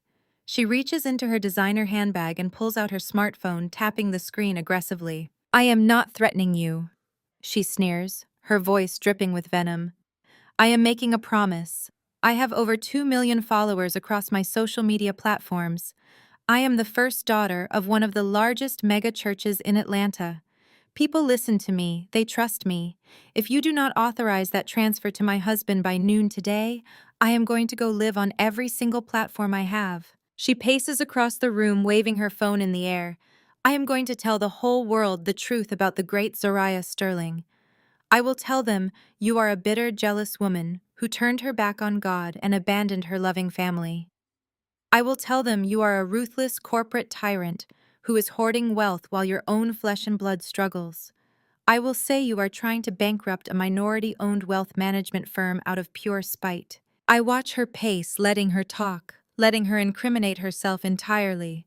Extortion is a beautiful thing when it is handed to you on a silver platter. And I will not stop there, Jasmine continues, her voice rising to a hysterical pitch. I will have mom and dad stand right beside me on camera. They will cry. They will tell the congregation how you broke their hearts. I will mobilize the entire church against Sterling Shield. We will protest outside this building. I will call the local news stations and tell them you are an abusive, toxic person who is letting her family starve. Your corporate sponsors will drop you. Your stock will tank. I will completely destroy your public image, Kiara. She stops pacing and stands in front of my desk again, crossing her arms with a triumphant smirk. She thinks she has played the ultimate trump card. She thinks she has successfully cornered the scared little girl who used to hide in her bedroom to avoid the family wrath. I press a hidden button under my desk, placing a digital timestamp on the security recording. I want to make absolutely sure the federal prosecutors know exactly when the extortion demand was finalized. Let me make sure I understand your terms clearly, Jasmine. I say, my voice perfectly level, projecting absolute calm. You are explicitly stating that if I do not wire $5 million of corporate funds into your husband's personal business account today, you will launch a coordinated public smear campaign to intentionally defame my character and damage the financial standing of my company. Is that correct? You can dress it up in whatever fancy corporate language you want, she snaps, pointing a manicured finger at my face. But yes, you owe this family. You owe me for ruining my wedding planning 11 years ago. You are going to pay us what you owe us. Wire the money, Kiara, or I hit broadcast and burn your reputation to the ground. I look at her flushed face. I look at the entitlement radiating from her pores. She is so accustomed to zero consequences that she just committed felony extortion in a corporate headquarters without a second thought. I slowly stand up from my chair, smoothing the front of my tailored suit. I walk around the desk, closing the distance between us, until I am standing less than 2 feet away from her. Jasmine holds her ground, but I see the slight tremor in her hands. I am taller than her now. I am not the hunched-over, exhausted student she remembers. I am a titan in my own right. I appreciate your absolute transparency, Jasmine, I say, my voice dropping to a low, chilling register. It takes a very specific kind of confidence to walk into a cybersecurity firm and make those kinds of promises. I am not playing games, she whispers, her voice shaking slightly. Neither am I reply. You have made your position incredibly clear. I assure you I will handle the church financial situation today. I will take care of everything. Jasmine exhales a sharp breath of relief. Her arrogant smirk immediately returns to her face. She thinks she has won. She thinks the threat of public humiliation has forced me to bow down, just like my parents always bowed down to her demands. I knew you would finally see reason, she says, slipping her phone back into her crocodile handbag. Have Malik finalize the clearance. Connor will be expecting the confirmation email by noon. She turns on her heel and struts toward the heavy glass doors, her hips swaying with unearned victory. She pauses at the threshold, glancing back over her shoulder. Do not take it personally, Kiara, she says, offering a fake syrupy smile. It is just business. Family business. The doors slide open and she walks out into the lobby, the sound of her heels fading into the distance. I stand in the center of my office, bathed in the morning sunlight. I do not feel angry. I do not feel sad. I feel a profound, absolute sense of peace. The final piece of the puzzle has just snapped into place. She handed me the exact leverage I needed to silence them forever. I walk back to my desk and press the intercom button, connecting directly to Malik's secure server room. Malik, I say, my voice ringing with cold anticipation. The extortion audio is logged and verified in the primary secure drive. Copy that, Zariah. His voice crackles back over the speaker, a low, satisfied rumble. I have the file. Good, I reply. Now initiate the blind shell acquisition. Buy the community center debt from the bank right now. Pay in cash. Get me that deed. I rest my elbows on the polished walnut desk, pressing my fingertips together in a steeple. Jasmine is standing in the center of my office, breathing heavily. Her perfectly styled hair is beginning to frizz at the edges from the Atlanta humidity and the sheer stress of her crumbling reality. She just threatened to destroy my life if I do not hand over $5 million. She thinks this is a negotiation. She thinks she holds the winning hand. It is a fascinating strategy, Jasmine, I say, keeping my voice low and completely devoid of emotion. Extortion is certainly a bold approach to wealth management. Connor must be very proud of your initiative. I am not extorting you, Kiara, she snaps, taking a step closer to my desk. I am demanding what this family is owed. You disappeared for 11 years. You left Mom and Dad heartbroken. You left me to shoulder the burden of their expectations. You owe us this investment. It is the least you can do to make up for your selfish behavior. I lean back in my chair, letting a cold smile touch the corners of my mouth. I do not owe this family anything.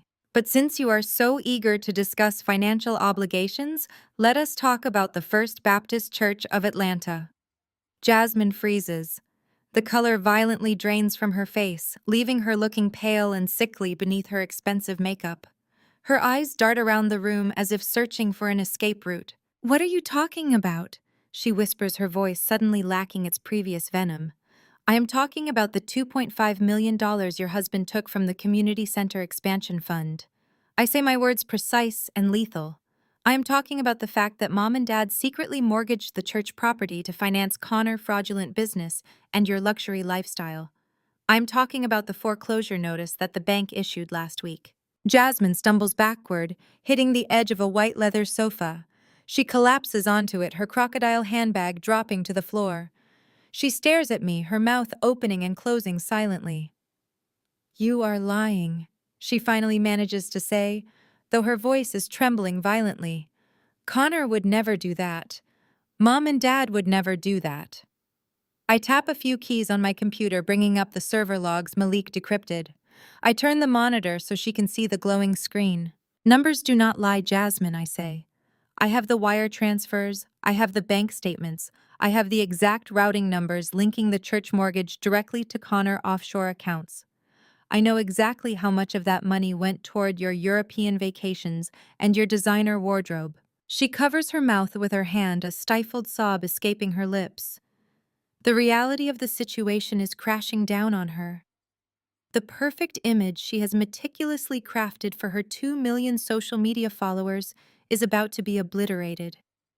"If you know this," she stammers, tears welling in her eyes, "then why did you say you would invest? Why did you invite us to the gala? Why are you doing this?" "Because I wanted to see how far you would go," I reply, my voice hard and unforgiving. "I wanted to see if there was a shred of decency left in this family. And you just gave me my answer.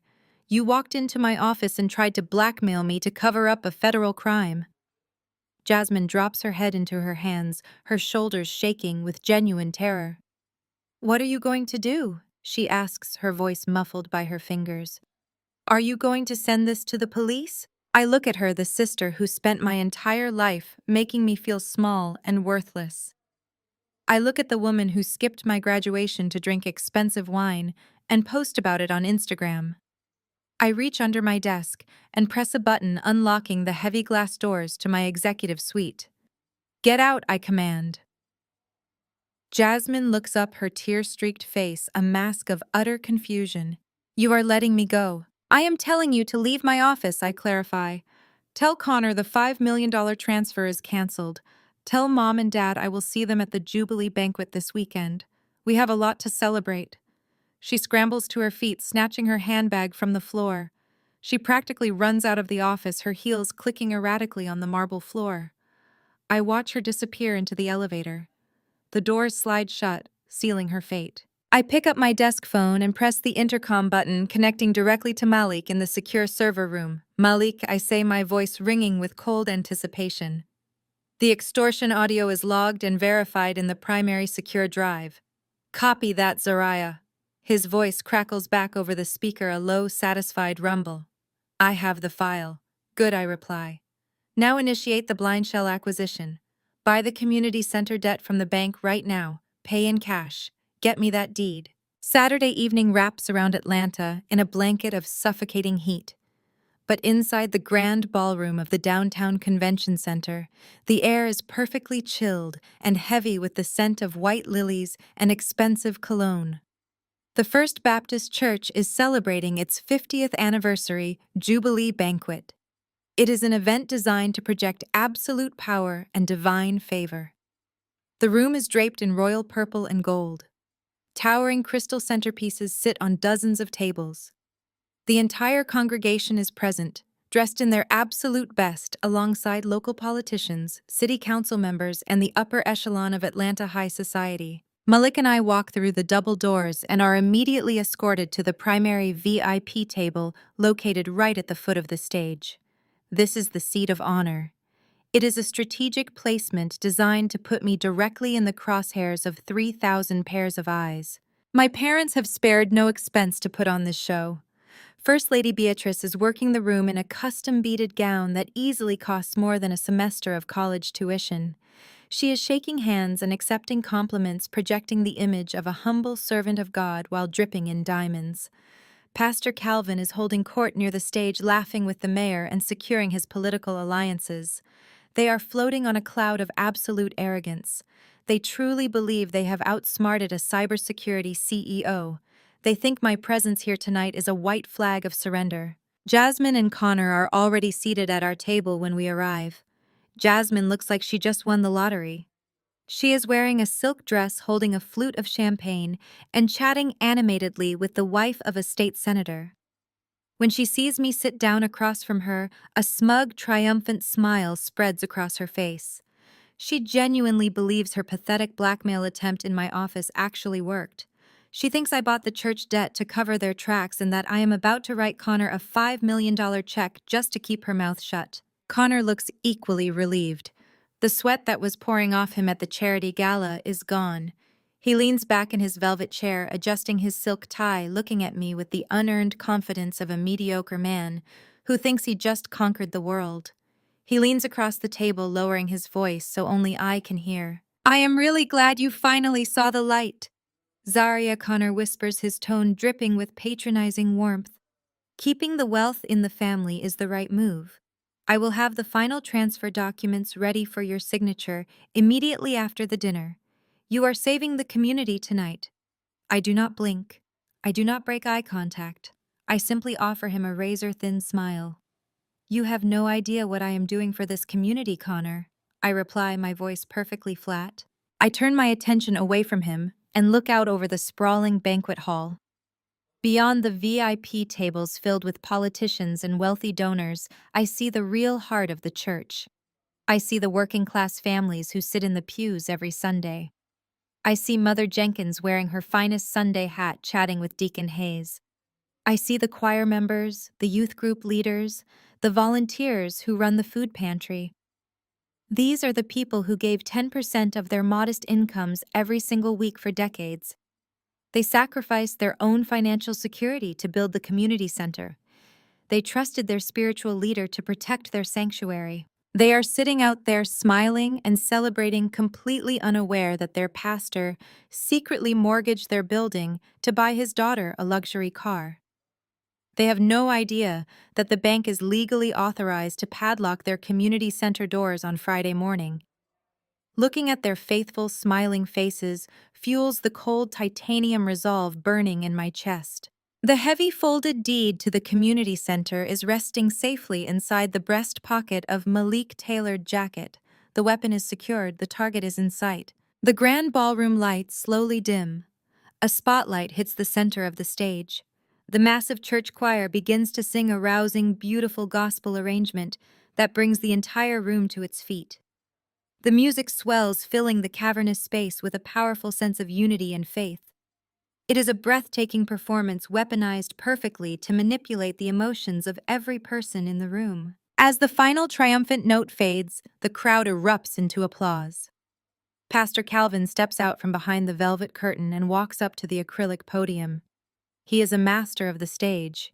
He knows exactly how to command a room, how to lower his voice to a whisper to draw people in, and how to let it boom to bring them to their feet. He starts his speech by reflecting on the 50-year legacy of the church. He talks about the struggles of the past, the faith of the founding members, and the glorious future God has prepared for their congregation. He wipes a carefully timed tear from his eye as he speaks about family and sacrifice. But a church is not just a building. Calvin preaches, his voice echoing through the massive speakers. A church is a family, and a family must protect its own. We must build generational wealth. We must invest in our own community so that we can stand strong against the storms of this world. He pauses, letting the congregation murmur their agreements and shout their affirmations. He steps out from behind the podium, holding the microphone, walking right to the edge of the stage, looking directly down at my table. For years, my own flesh and blood, my brilliant daughter Zariah was out in the wilderness, Calvin says, his tone shifting into a deeply emotional register. She was building an empire. She was becoming a titan of the technology world. But God always brings his children home. He blessed her with unimaginable resources so that she could return to us in our Jubilee year and secure the financial future of this ministry. The camera operators positioned around the room immediately swing their lenses toward my table. My face is projected onto the 4 massive digital screens suspended above the stage. 3,000 people turn in their chairs to look at me. The applause begins to ripple through the crowd, swelling into a standing ovation. Calvin is boxing me in. He is using the collective weight of 3,000 expectant parishioners, the local media and high society politicians to crush me into compliance. He expects the public pressure to force me to play the role of the generous billionaire daughter. Tonight, Zariah is making a historic $5 million investment into the Community Wealth Fund managed by my son-in-law, Connor Calvin. Booms over the cheering crowd. This investment will guarantee the expansion of our community center and solidify our church legacy for the next 50 years. Zariah, my beautiful daughter, please come up here and say a few words. Come testify to the goodness of family. Jasmine is sitting in the front row, practically bouncing with glee. She pulls out her smartphone and hits record, pointing the camera right at my face. She is ready to capture my total submission. I do not hesitate. I stand up from my chair and smooth the front of my tailored suit. I look down at Malik. He stands up right beside me, pulling a slim encrypted tablet from his briefcase. He hands it to me with a single definitive nod. I take the tablet. I step away from the table and walk calmly toward the stage steps. The applause is deafening. The trap has been sprung exactly the way my parents planned it. They have handed me the microphone in front of the entire city. They simply forgot to ask what I was going to say. The crystal chandeliers of the Atlanta Grand Convention Center cast a blinding fractured light over the First Baptist Church's 50th anniversary Jubilee banquet. 3,000 attendees, the backbone of the congregation, local city council members, state senators, and the upper echelon of Atlanta's religious elite, fill the cavernous ballroom. The air is thick with the scent of roasted prime rib, expensive floral arrangements, and an undercurrent of desperate manufactured holy triumph. I walk through the double doors, Malik a steadfast, charcoal-suited presence at my right shoulder. The ushers, tipped off by my parents, immediately escort us past the sprawling general admission tables directly to the primary VIP section at the foot of the stage. This seating is a tactical maneuver. My parents want me exactly where every camera lens and every eye in the room can focus on my every move.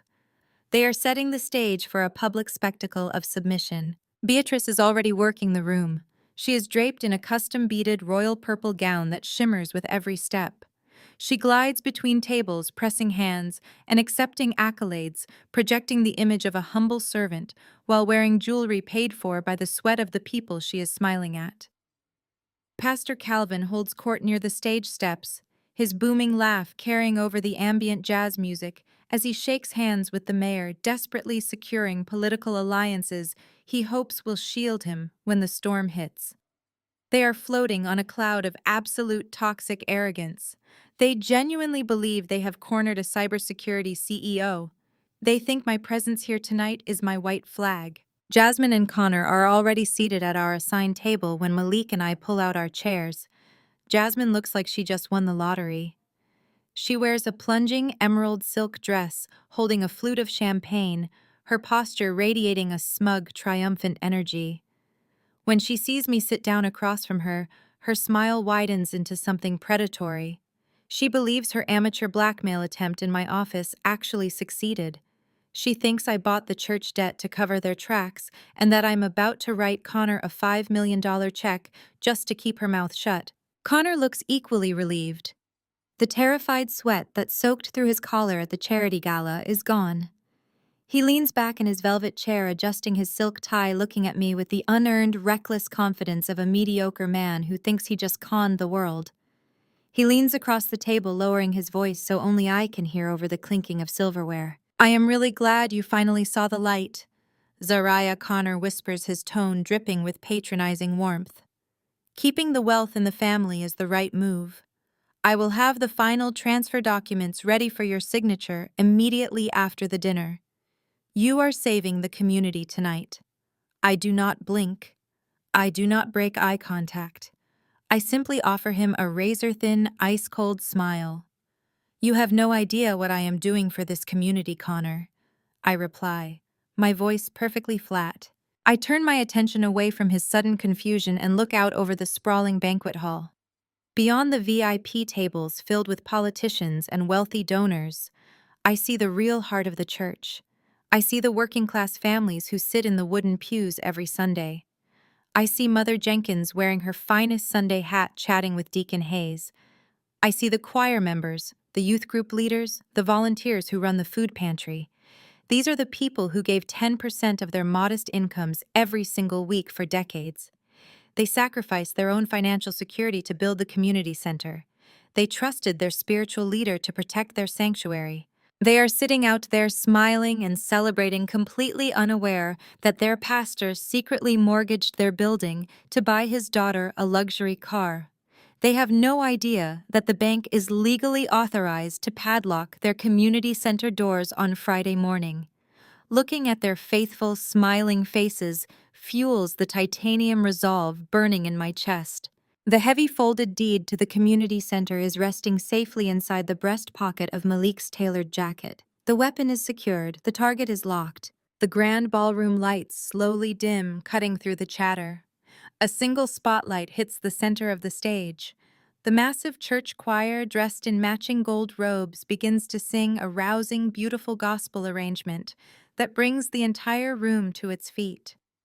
The music swells, filling the cavernous space with a powerful sense of unity and faith.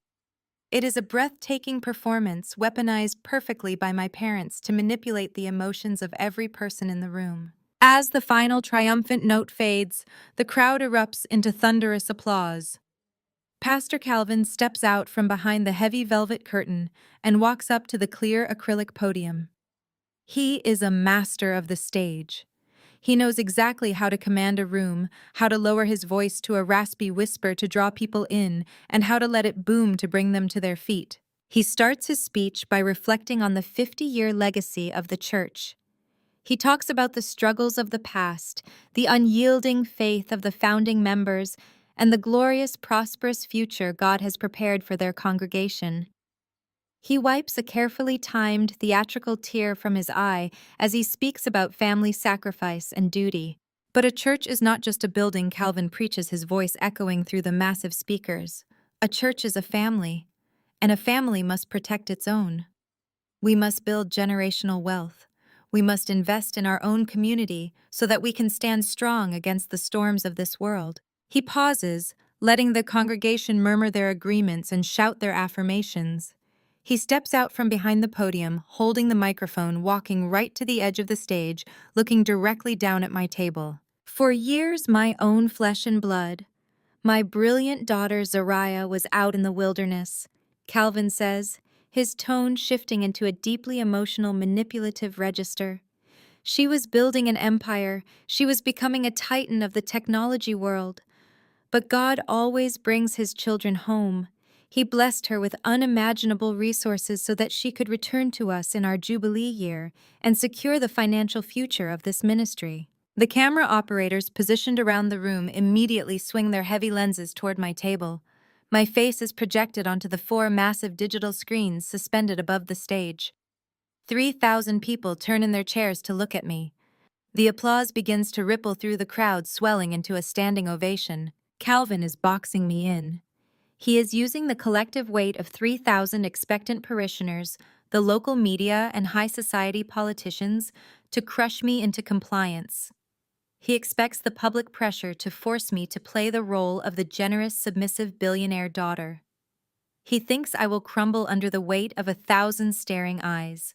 Tonight, Zariah is making a historic $5 million investment into the Community Wealth Fund managed by my son-in-law, Connor. Calvin booms over the cheering crowd. This investment will guarantee the expansion of our community center and solidify our church's legacy for the next 50 years. Zariah, my beautiful daughter, please come up here and say a few words. Come testify to the goodness of family. Jasmine is sitting right beside me, practically bouncing with glee. She pulls out her smartphone and hits record, pointing the camera right at my face. She is ready to capture my total submission, ready to broadcast her victory to her millions of followers. I do not hesitate. I stand up from my chair and smooth the front of my tailored suit. I look down at Malik. He stands up right beside me, pulling a slim, heavily encrypted tablet from his briefcase. He hands it to me with a single definitive nod. I take the tablet. I step away from the table and walk calmly toward the stage steps. The applause is deafening. The trap has been sprung exactly the way my parents planned it. They have handed me the microphone in front of the entire city. They simply forgot to ask what I was going to say. I wrap my fingers around the cold metal of the microphone. The plastic casing feels heavy. Beside me, Pastor Calvin places a heavy paternal hand on my shoulder, turning me slightly so the cameras capture my best angle. He gives my shoulder an authoritative squeeze, a silent command to play my part, write the check, and save his empire. Down in the front row, Jasmine holds her phone high, the red recording light blinking steadily. She has framed the shot perfectly, capturing the prodigal daughter bowing down to the golden family. I look out over the sea of faces. 3,000 people are holding their breath, waiting for a billionaire to rain money down on their sanctuary. I see the choir members wiping sweat from their brows. I see the elderly deacons who built this congregation brick by brick. My family has always taught me the importance of giving back to the community, I say into the microphone. My voice echoes off the vaulted ceilings, crisp and perfectly steady. My father has preached from this very stage that a true legacy is built on transparency, faith, and sacrifice. He told me tonight was about securing the financial future of this ministry for the next 50 years. Pastor Calvin beams, nodding vigorously. He raises a hand to the congregation, inviting their applause. A wave of joyful agreements rolls through the front rows. I turn my head and look directly at Connor. He is grinning, practically salivating at the thought of $5 million hitting his fraudulent accounts. But true security cannot be built on a foundation of lies. I continue lowering the microphone just an inch. And true legacy cannot survive when the shepherds are slaughtering the flock. The applause falters. The joyful agreements die in the throats of the congregation. A ripple of confusion washes over the ballroom. My father's hand tightens on my shoulder, his fingers digging painfully into my blazer. "Zariah," he hisses under his breath, a desperate warning. "What are you doing? Just announce the donation." I step away from his grip. I hand the microphone to Malik, who takes it smoothly and holds it near my mouth so my hands are free. I raise the encrypted tablet. With a single swipe of my finger, I bypass the convention center basic security firewall and hijack the main audiovisual feed. The 4 massive digital screens suspended above the stage flicker. The glowing, oversized logo of the First Baptist Church vanishes. It is instantly replaced by a stark, high-definition image of a legal document. I look out at the crowd. I do not shout. I do not need to. The microphone picks up every razor-sharp syllable. "This is a formal notice of default and impending foreclosure," I announced to the silent room. "Issued last Tuesday by the Primary Lending Bank of Atlanta. It concerns the community center property, the very building your tithes paid for.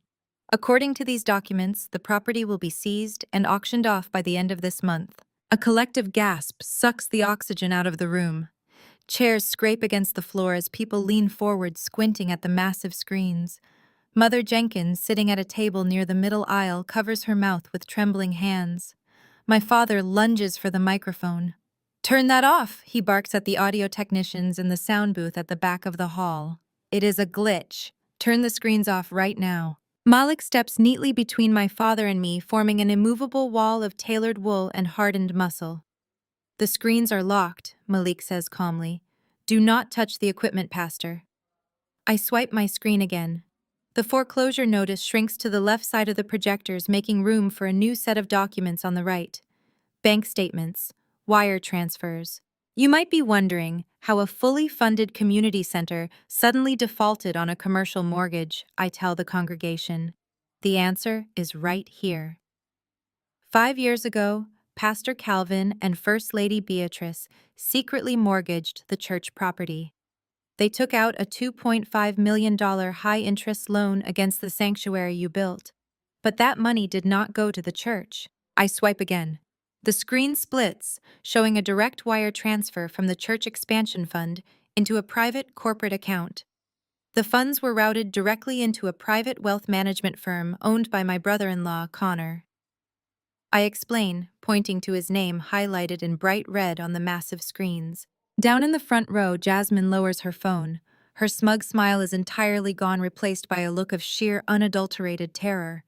Connor jumps up from his velvet chair, his face flushed a violent shade of purple. "This is illegal!" Connor shouts, his voice cracking with panic. "Those are doctored documents. This is corporate espionage. Security, get her off the stage." The security guards do not move. They are staring at the screens just like everyone else. I ignore his shouting. I swipe to the next slide.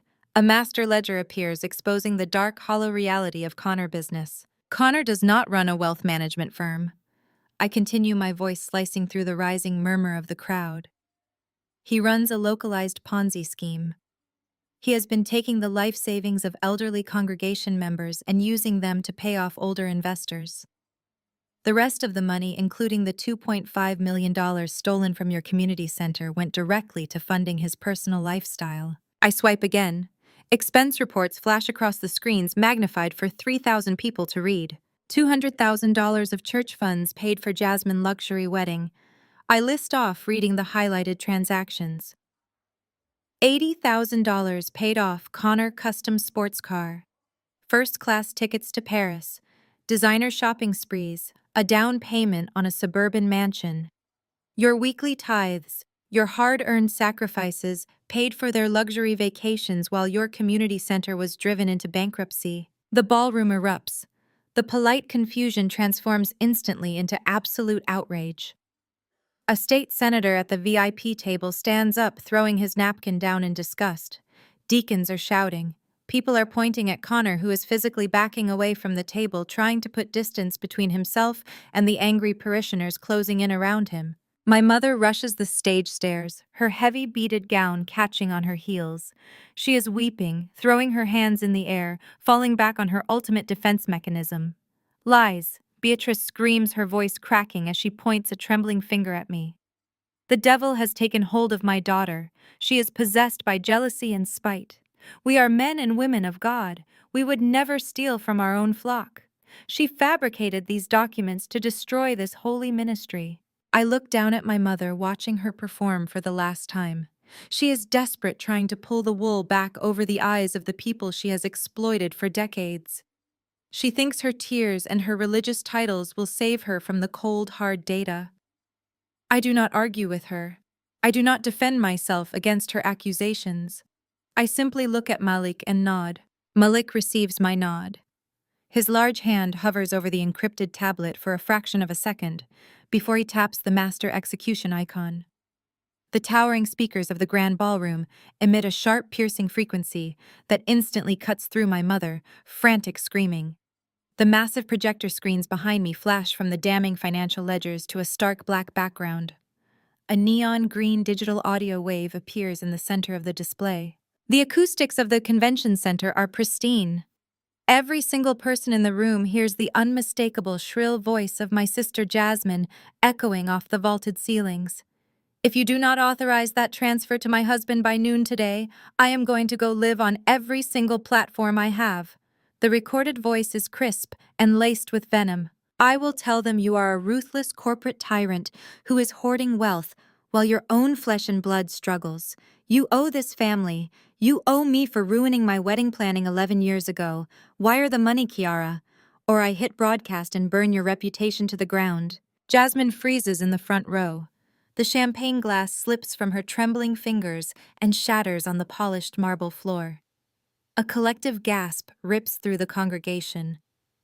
The holy righteous facade of the golden child evaporates in 10 seconds of high-definition audio. The parishioners who have admired her for years now stare at her in absolute revulsion. But Malik is not finished. The digital audio wave on the screen shifts color from green to violent red. Another recording begins to play. This time it is a voicemail retrieved directly from Connor confiscated servers. Connor's panicked, breathless voice fills the ballroom. Calvin, you have to authorize another transfer. The feds are sniffing around the shell accounts. I need $2 million by Friday or the whole fund collapses. Just mortgage the east wing of the community center. You are the pastor. They will sign whatever you put in front of them.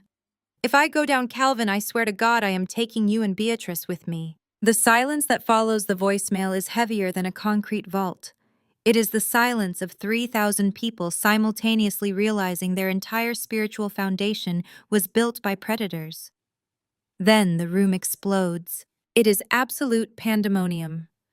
Mother Jenkins, the sweet elderly widow who practically raised half the church youth, throws her heavy Jubilee program directly at my father's head. Deacons who have served the church for decades are shouting furiously, overturning chairs, and demanding their retirement funds back. The state senator and the local politicians at the VYP tables are sprinting toward the emergency exits, desperate to distance themselves from a massive federal embezzlement scandal before the press cameras can capture their faces. Connor snaps. The reality of federal prison shatters his fragile, arrogant mind. He lets out a guttural scream of pure rage and lunges toward the stage stairs. He ignores the angry parishioners swarming the tables and charges directly at me, his fists clenched, his face twisted in desperate violence. He does not even make it up the second step. Malik moves with terrifying speed. My business partner drops the tablet, steps neatly in front of me, and intercepts Connor mid-stride.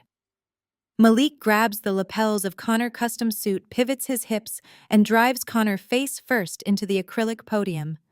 The impact cracks the thick plastic. Connor crumbles to the stage floor, groaning and clutching his bleeding nose. Venue security guards immediately rush the stage, pinning Connor's arms behind his back and pulling zip ties from their tactical belts. Jasmine is screaming, but she is not screaming for her husband. She is screaming at him. The illusion of her perfect high society marriage dissolves instantly. She kicks her designer heels at the security guards, shouting that Connor ruined her life, that he promised the money was clean, that she had nothing to do with the church mortgage. She is throwing the man she married right under the bus, desperate to save her own skin. She turns her frantic, tear-streaked face toward me, begging me to tell the crowd she is innocent. I look down at her with eyes like Arctic ice. I offer her absolutely nothing. Absolutely. My father falls to his knees on the stage. The booming, charismatic Pastor Calvin is completely gone. In his place is a terrified, broken old man staring at the ruins of his empire. The people he manipulated for 50 years are currently surrounding the stage, shouting for the police, demanding justice for their stolen sanctuary. Beatrice is backed into a corner of the VIP section, clutching her diamond necklace as if it can shield her from the furious congregation. Her royal purple gown is stained with spilled wine. She is looking at me not with anger anymore, but with raw, unadulterated fear. She finally understands the magnitude of the daughter she threw away. I reach down and pick up the microphone Malik dropped on the stage. I do not raise my voice to compete with the chaos. I speak quietly, knowing the sound system will carry my final words over the roaring crowd. You asked me to return home and secure the financial future of this ministry, I say, looking directly down at my father's trembling form. I have done exactly that. I purchased the church debt from the bank 3 hours ago. The community center will not be foreclosed upon. The sanctuary belongs to the people who actually built it. My father looks up at me, his eyes wide with a sudden desperate spark of hope. He thinks I am offering a lifeline. He thinks the billionaire daughter is stepping in to save his reputation. But your leadership is over, Calvin. I continue, my voice slicing through his false hope like a scalpel. You do not own this church anymore. I do. And my first act as the primary debt holder is calling for your immediate unconditional resignation. I turn away from him. I do not wait for his response. I do not need to hear his excuses, his apologies, or his pathetic religious bargaining. I drop the microphone onto the cracked acrylic podium. The loud thud echoes through the ballroom, signaling the absolute end of their reign. I look at Malik. He adjusts his suit jacket, gives a sharp nod to the security guards holding Connor, and steps perfectly in sync with me.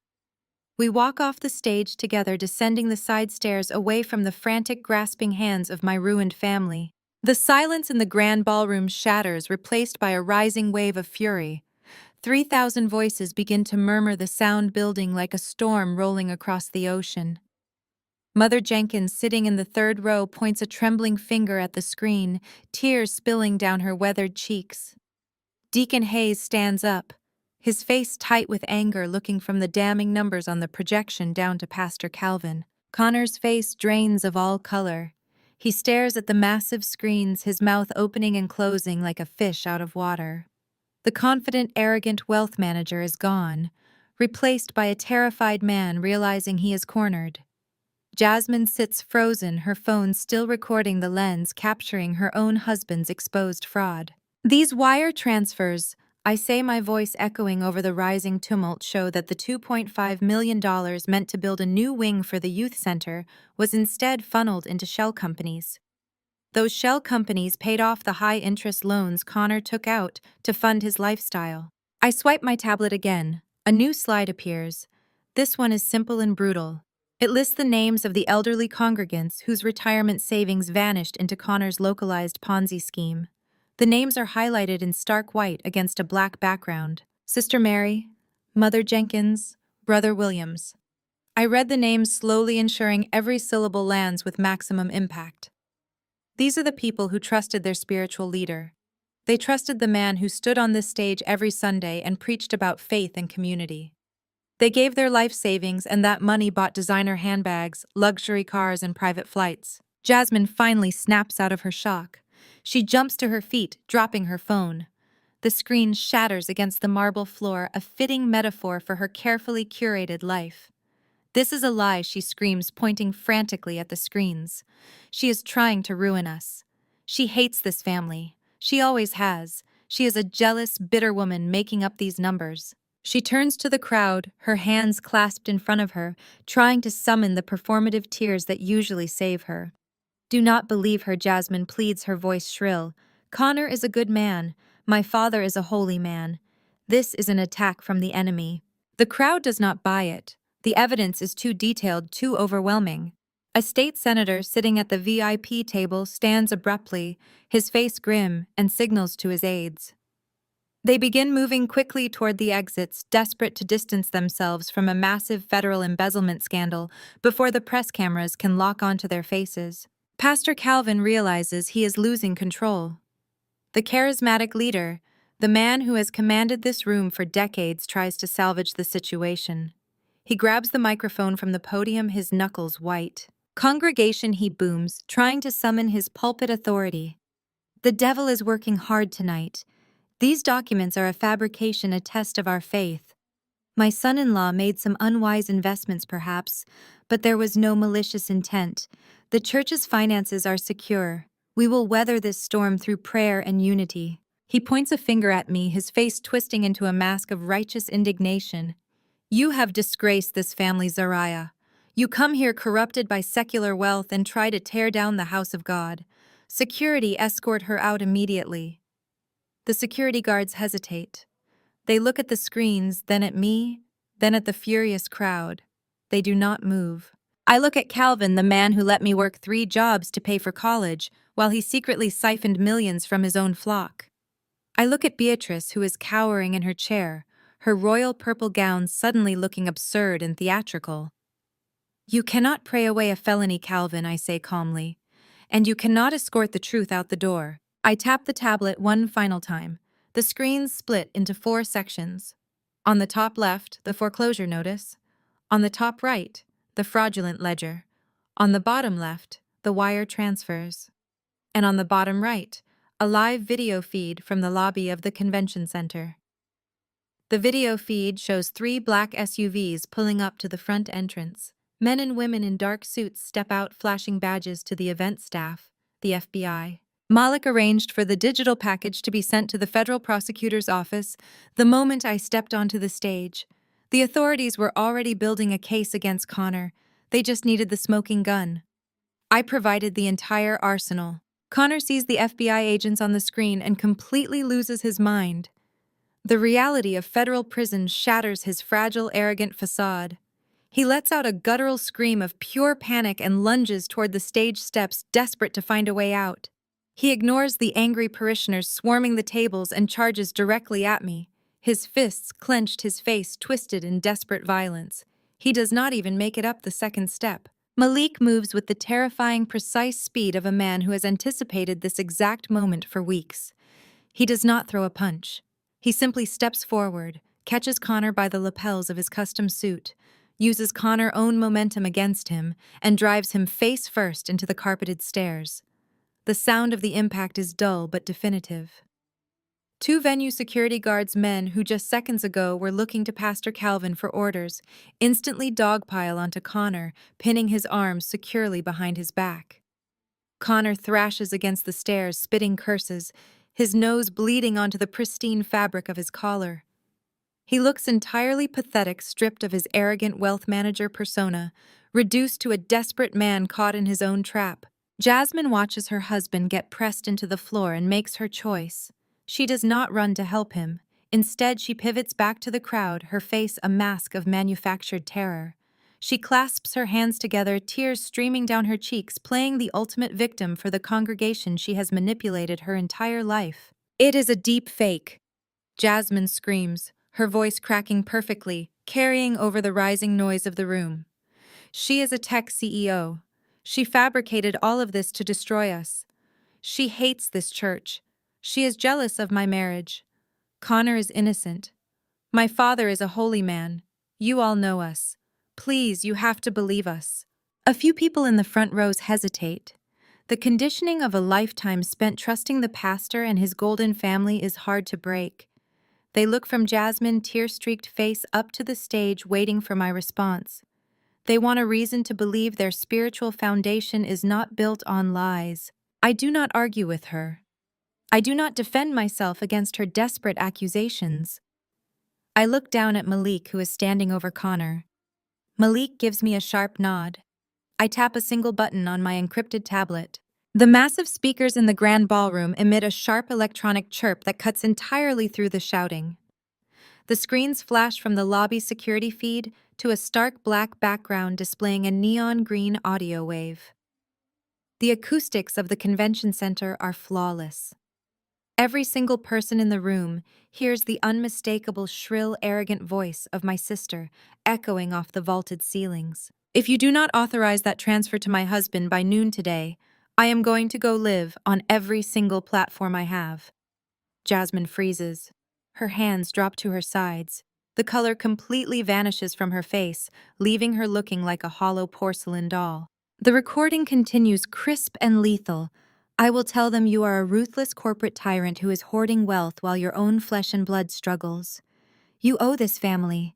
You owe me for ruining my wedding planning 11 years ago. Wire the money, Kiara, or I hit broadcast and burn your reputation to the ground."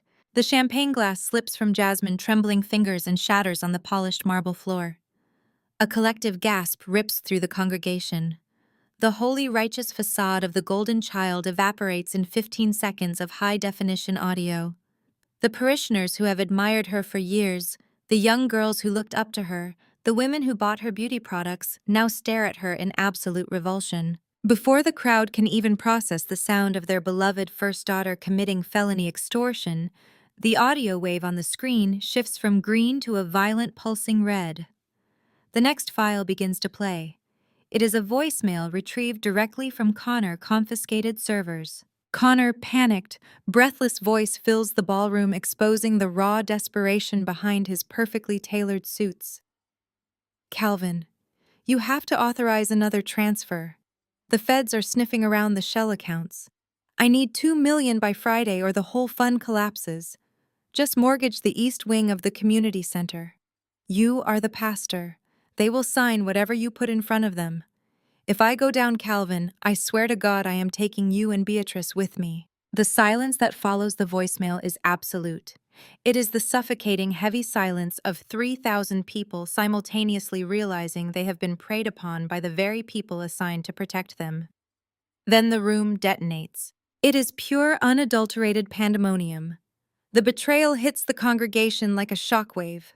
Mother Jenkins, the sweet, elderly widow who practically raised half the youth choir, stands up and throws her heavy Jubilee program directly at my father's head. Deacons who have served the church for decades are shouting furiously, overturning their chairs and pushing past the velvet ropes. They are demanding their retirement funds back. They are screaming at Beatrice, who shrinks back into the VIP corner, clutching her diamond necklace as if the jewels can shield her from the furious mob. Her royal purple gown is stained with spilled wine. She is looking at the people she used to command, and she is completely terrified. My father tries to salvage his empire. He scrambles to his feet, raising his hands in a practiced gesture of pastoral authority. He attempts to project his voice over the roaring crowd, shouting for peace and prayer. He tells them the devil is working hard tonight trying to test their faith. "Shut your mouth, Calvin Deacon." Hayes roars, his deep voice carrying over the chaos. "You sold our sanctuary to buy that girl a sports car. You are no man of God. You are a thief." The crowd surges forward. The state senator and the local politicians at the VIP tables have already sprinted toward the emergency exits, desperate to distance themselves from a massive federal embezzlement scandal before the press cameras can capture their faces associating with my family. The politicians abandon them without a second thought. Beatrice tries to flee toward the side exit, but a wall of angry choir members blocks her path, demanding to know how she could wear diamonds paid for by their hard-earned tithes. She is trapped, surrounded by the very people she has looked down upon for decades. She turns her frantic, tear-streaked face toward the stage, looking at me, pleading silently for rescue. I look down at her with eyes like Arctic ice. I offer her absolutely nothing. Connor is still struggling against the venue's security guards on the floor, but his fight is useless. He looks up at the screen, seeing the live video feed of the FBI agents standing in the convention center lobby, locking down the perimeter. He knows he is trapped between a furious mob ready to tear him apart and federal agents waiting to put him in a cage. Jasmine completely loses her grip on reality. She turns on her husband, shrieking hysterically. She kicks her designer heels at the security guards, shouting that Connor ruined her life, that he promised the money was clean, that she had nothing to do with the church mortgage. She throws the man she married right under the bus, desperate to save her own skin. Connor spits a curse back at her, exposing the final ugly truth of their high society marriage. The security team forms a protective barricade around the stage, preventing the angry parishioners from reaching the family. My father falls to his knees behind the barricade. The booming, charismatic Pastor Calvin is completely gone. In his place is a terrified, broken old man staring at the absolute ruins of his carefully constructed life. He looks up at me, his eyes wide with a sudden desperate spark of pleading. He realizes the FBI agents are waiting just outside the ballroom doors and the mob is closing in from the front. He knows I am the only person in the building with the power to stop the crowd from tearing them limb from limb before the feds put them in handcuffs. Malik steps up beside me, his posture relaxed but highly alert. "The feds are securing the lobby," Malik says quietly, so only I can hear. "The crowd is going to breach the VIP section in about 60 seconds. It is time to wrap this up, Zariah." I nod slowly. I look down at my family cowering on the floor, surrounded by the shattered pieces of their false legacy. I gesture to the venue security chief. "Get them off the floor," I command, my voice slicing through the noise. "Escort Pastor Calvin, Beatrice, Jasmine, and Connor to the soundproof back office behind the stage. Keep the crowd back." The security guards haul Connor to his feet and grab my parents by the arms, pulling them toward the heavy backstage doors. Jasmine stumbles after them, sobbing uncontrollably. They are running from the people they exploited, seeking refuge in the only place left. I watch them disappear into the back hallway. I smoothed the front of my tailored blazer, taking one last look at the chaotic ballroom. I have brought their empire down to the studs. Now it is time to hand them the final bill. I turn and walk toward the back office to finish exactly what they started 11 years ago. The heavy soundproof door of the convention center back office closes behind Malik and me with a solid mechanical thud. It instantly cuts off the roaring fury of the 3,000 betrayed parishioners in the ballroom. The sudden silence in the small sterile room is deafening. The space is utterly devoid of the royal purple draping and crystal centerpieces from the banquet. There is only a cheap laminate conference table, a few metal chairs, and the harsh glare of fluorescent overhead lights. It is the perfect unglamorous setting for the final dismantling of an empire built on lies. My family is clustered around the table looking like survivors of a shipwreck. Connor is slumped in a plastic chair, pressing a bloodied handkerchief to his broken nose. He is hyperventilating, his chest heaving under his ruined custom suit. Jasmine is sitting as far away from him as physically possible. Her emerald silk dress is wrinkled, her flawless makeup completely washed away by terrified tears. She looks small and fragile, stripped of her high society armor. Beatrice stands in the corner, her arms wrapped tightly around her waist, shivering despite the warm Atlanta air. The First Lady of the First Baptist Church has finally run out of performances. Pastor Calvin is the only one who tries to stand when I walk into the room.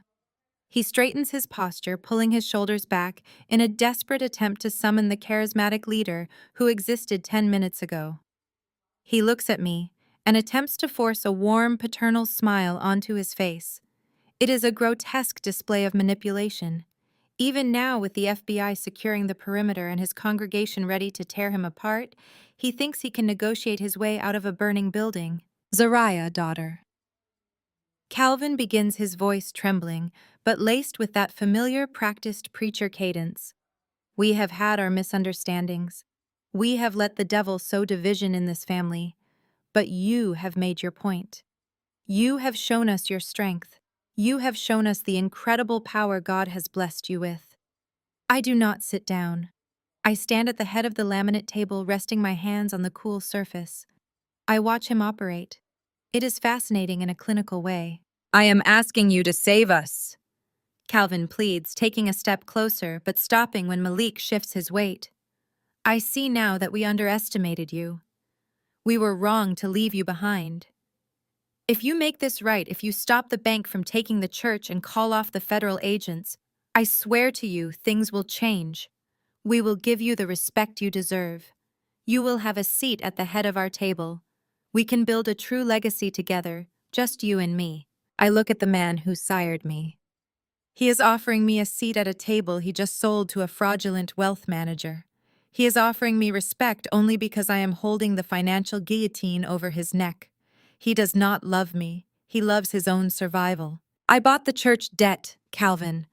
I say, my voice perfectly level, cutting through his desperate bargaining. I paid the bank in full. The foreclosure is canceled.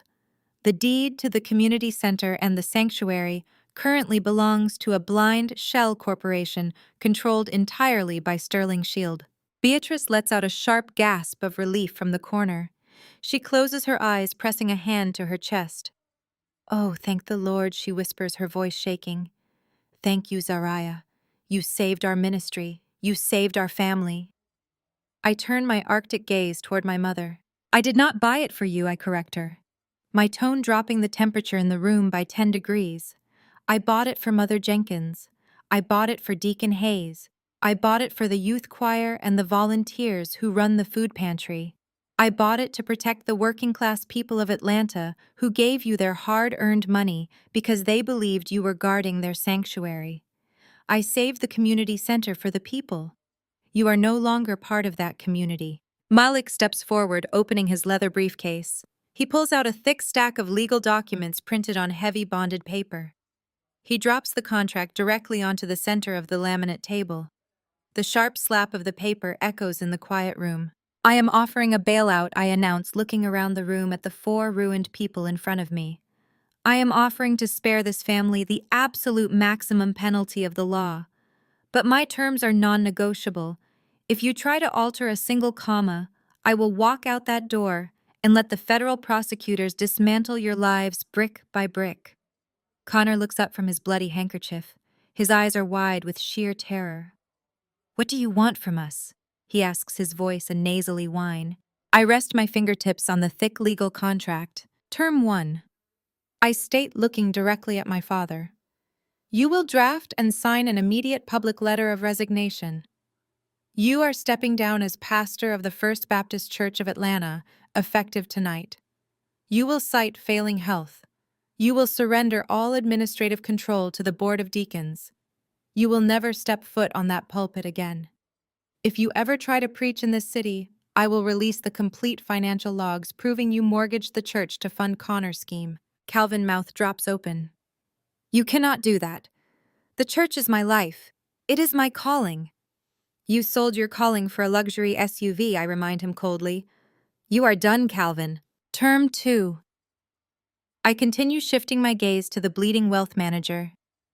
Connor, you will stand up, open that door, and surrender yourself directly to the FBI agents waiting in the lobby. You will waive your right to fight extradition or delay the proceedings.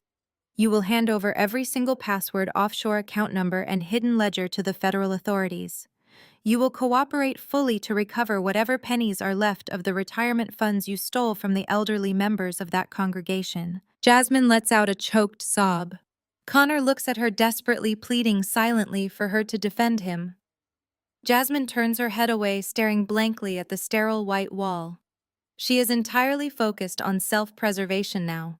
She has no use for a husband who cannot fund her lifestyle. And term 3, I say, my voice hardening into absolute steel. This is the most important condition. I slide a separate document from the stack, spreading it out in front of them. This is an ironclad, legally binding global cease and desist order. It applies to Calvin, Beatrice, Jasmine, and Connor. From the moment you sign this document, you are legally barred from ever contacting me again. You will not call me. You will not email me. You will not show up at my corporate headquarters.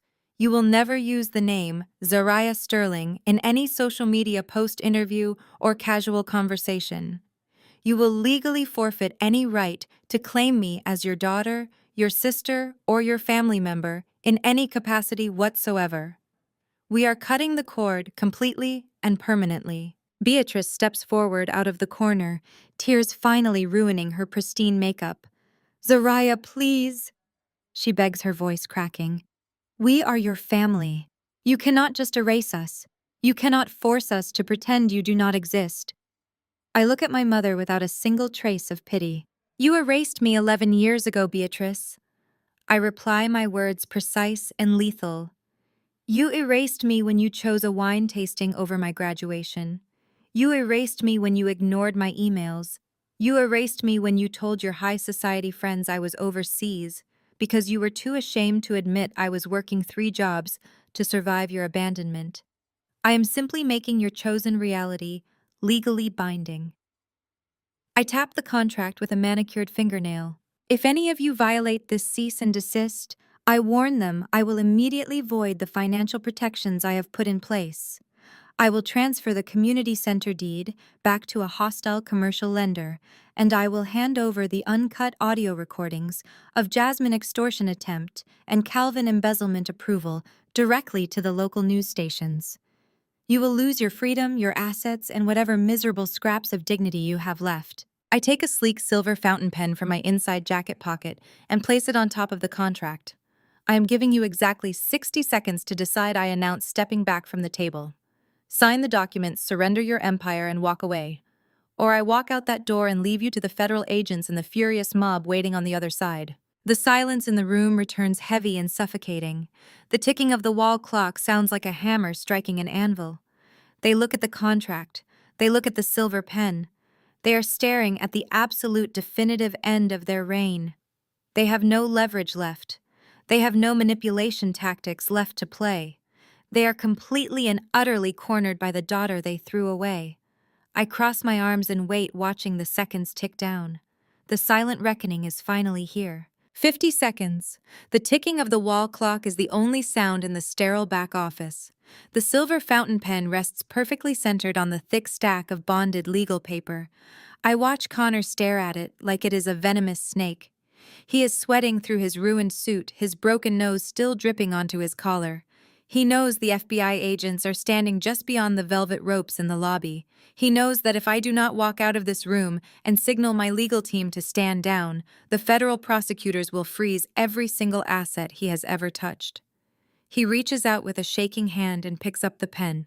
Connor does not read the clauses. He does not check the stipulations. He flips directly to the signature page and scrawls his name with frantic, desperate strokes. He drops the pen as if it burned him and pushes the contract toward my sister. Jasmine stares at the signature line. The emerald silk of her dress rustles as she shivers. She looks up at me, her eyes red and completely hollow. She is mourning the loss of her designer handbags, her European vacations, and her carefully curated social media empire. She is not mourning the sister standing in front of her. She takes the silver pen. Her signature is small and jagged, a sharp contrast to the bold, arrogant loops she usually uses. She slides the paper toward my mother without a word. Beatrice picks up this pen with trembling fingers. She looks at the document that legally strips her of her right to ever speak my name again. She looks at me one last time, searching my face for a trace of the desperate girl who used to beg for her approval. She finds absolutely nothing but cold titanium.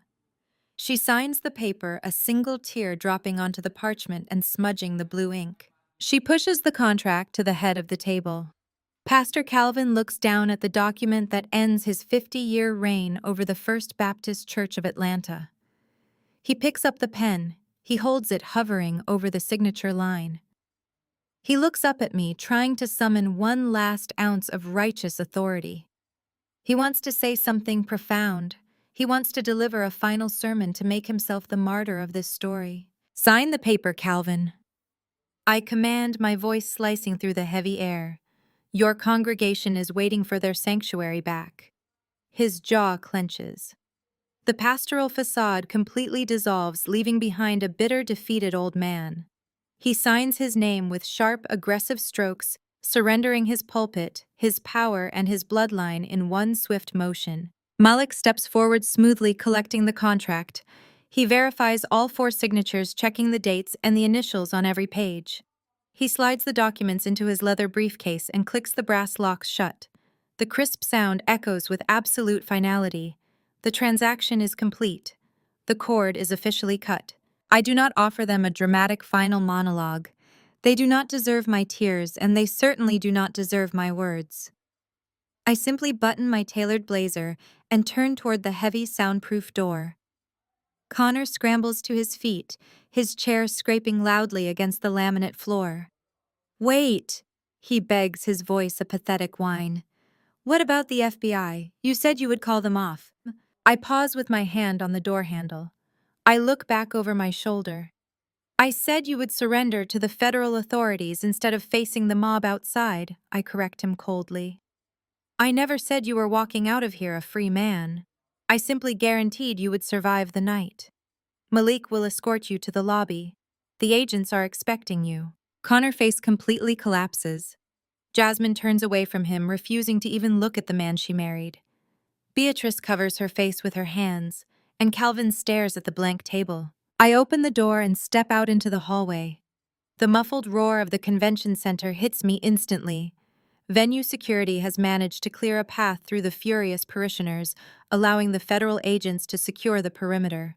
I walk down the carpeted corridor, my heels clicking with a steady, rhythmic precision.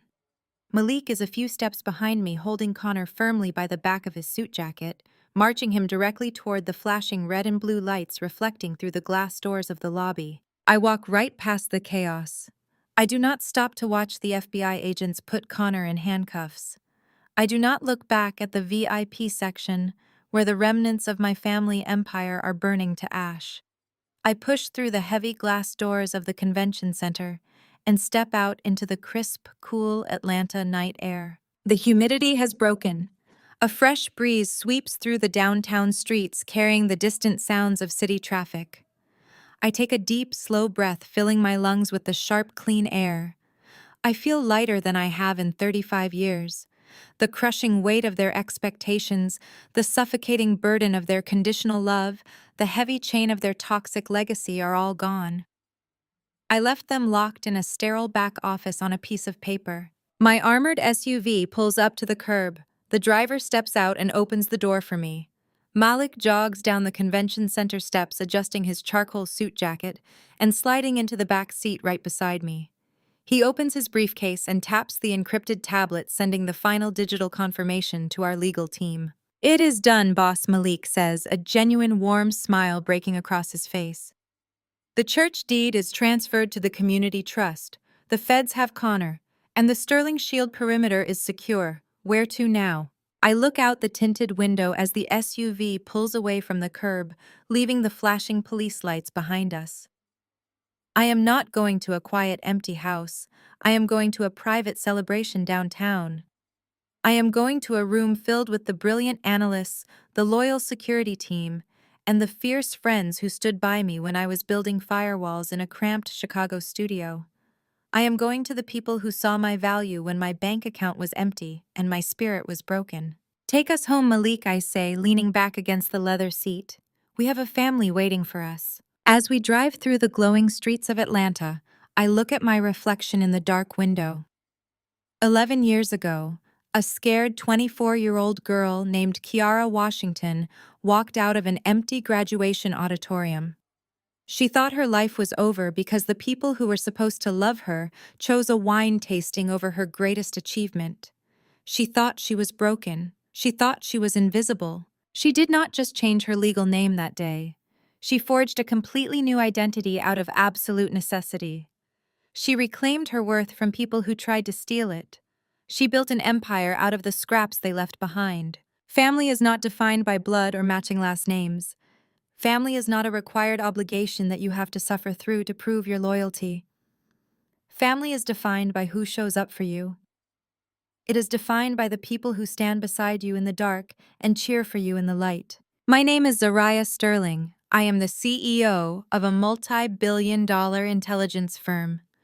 I walked into the lion den tonight and I bought the entire cage. I finally proved that I was never the disappointment they claimed I was. I was simply the one they could not control, and tonight I am entirely, absolutely free.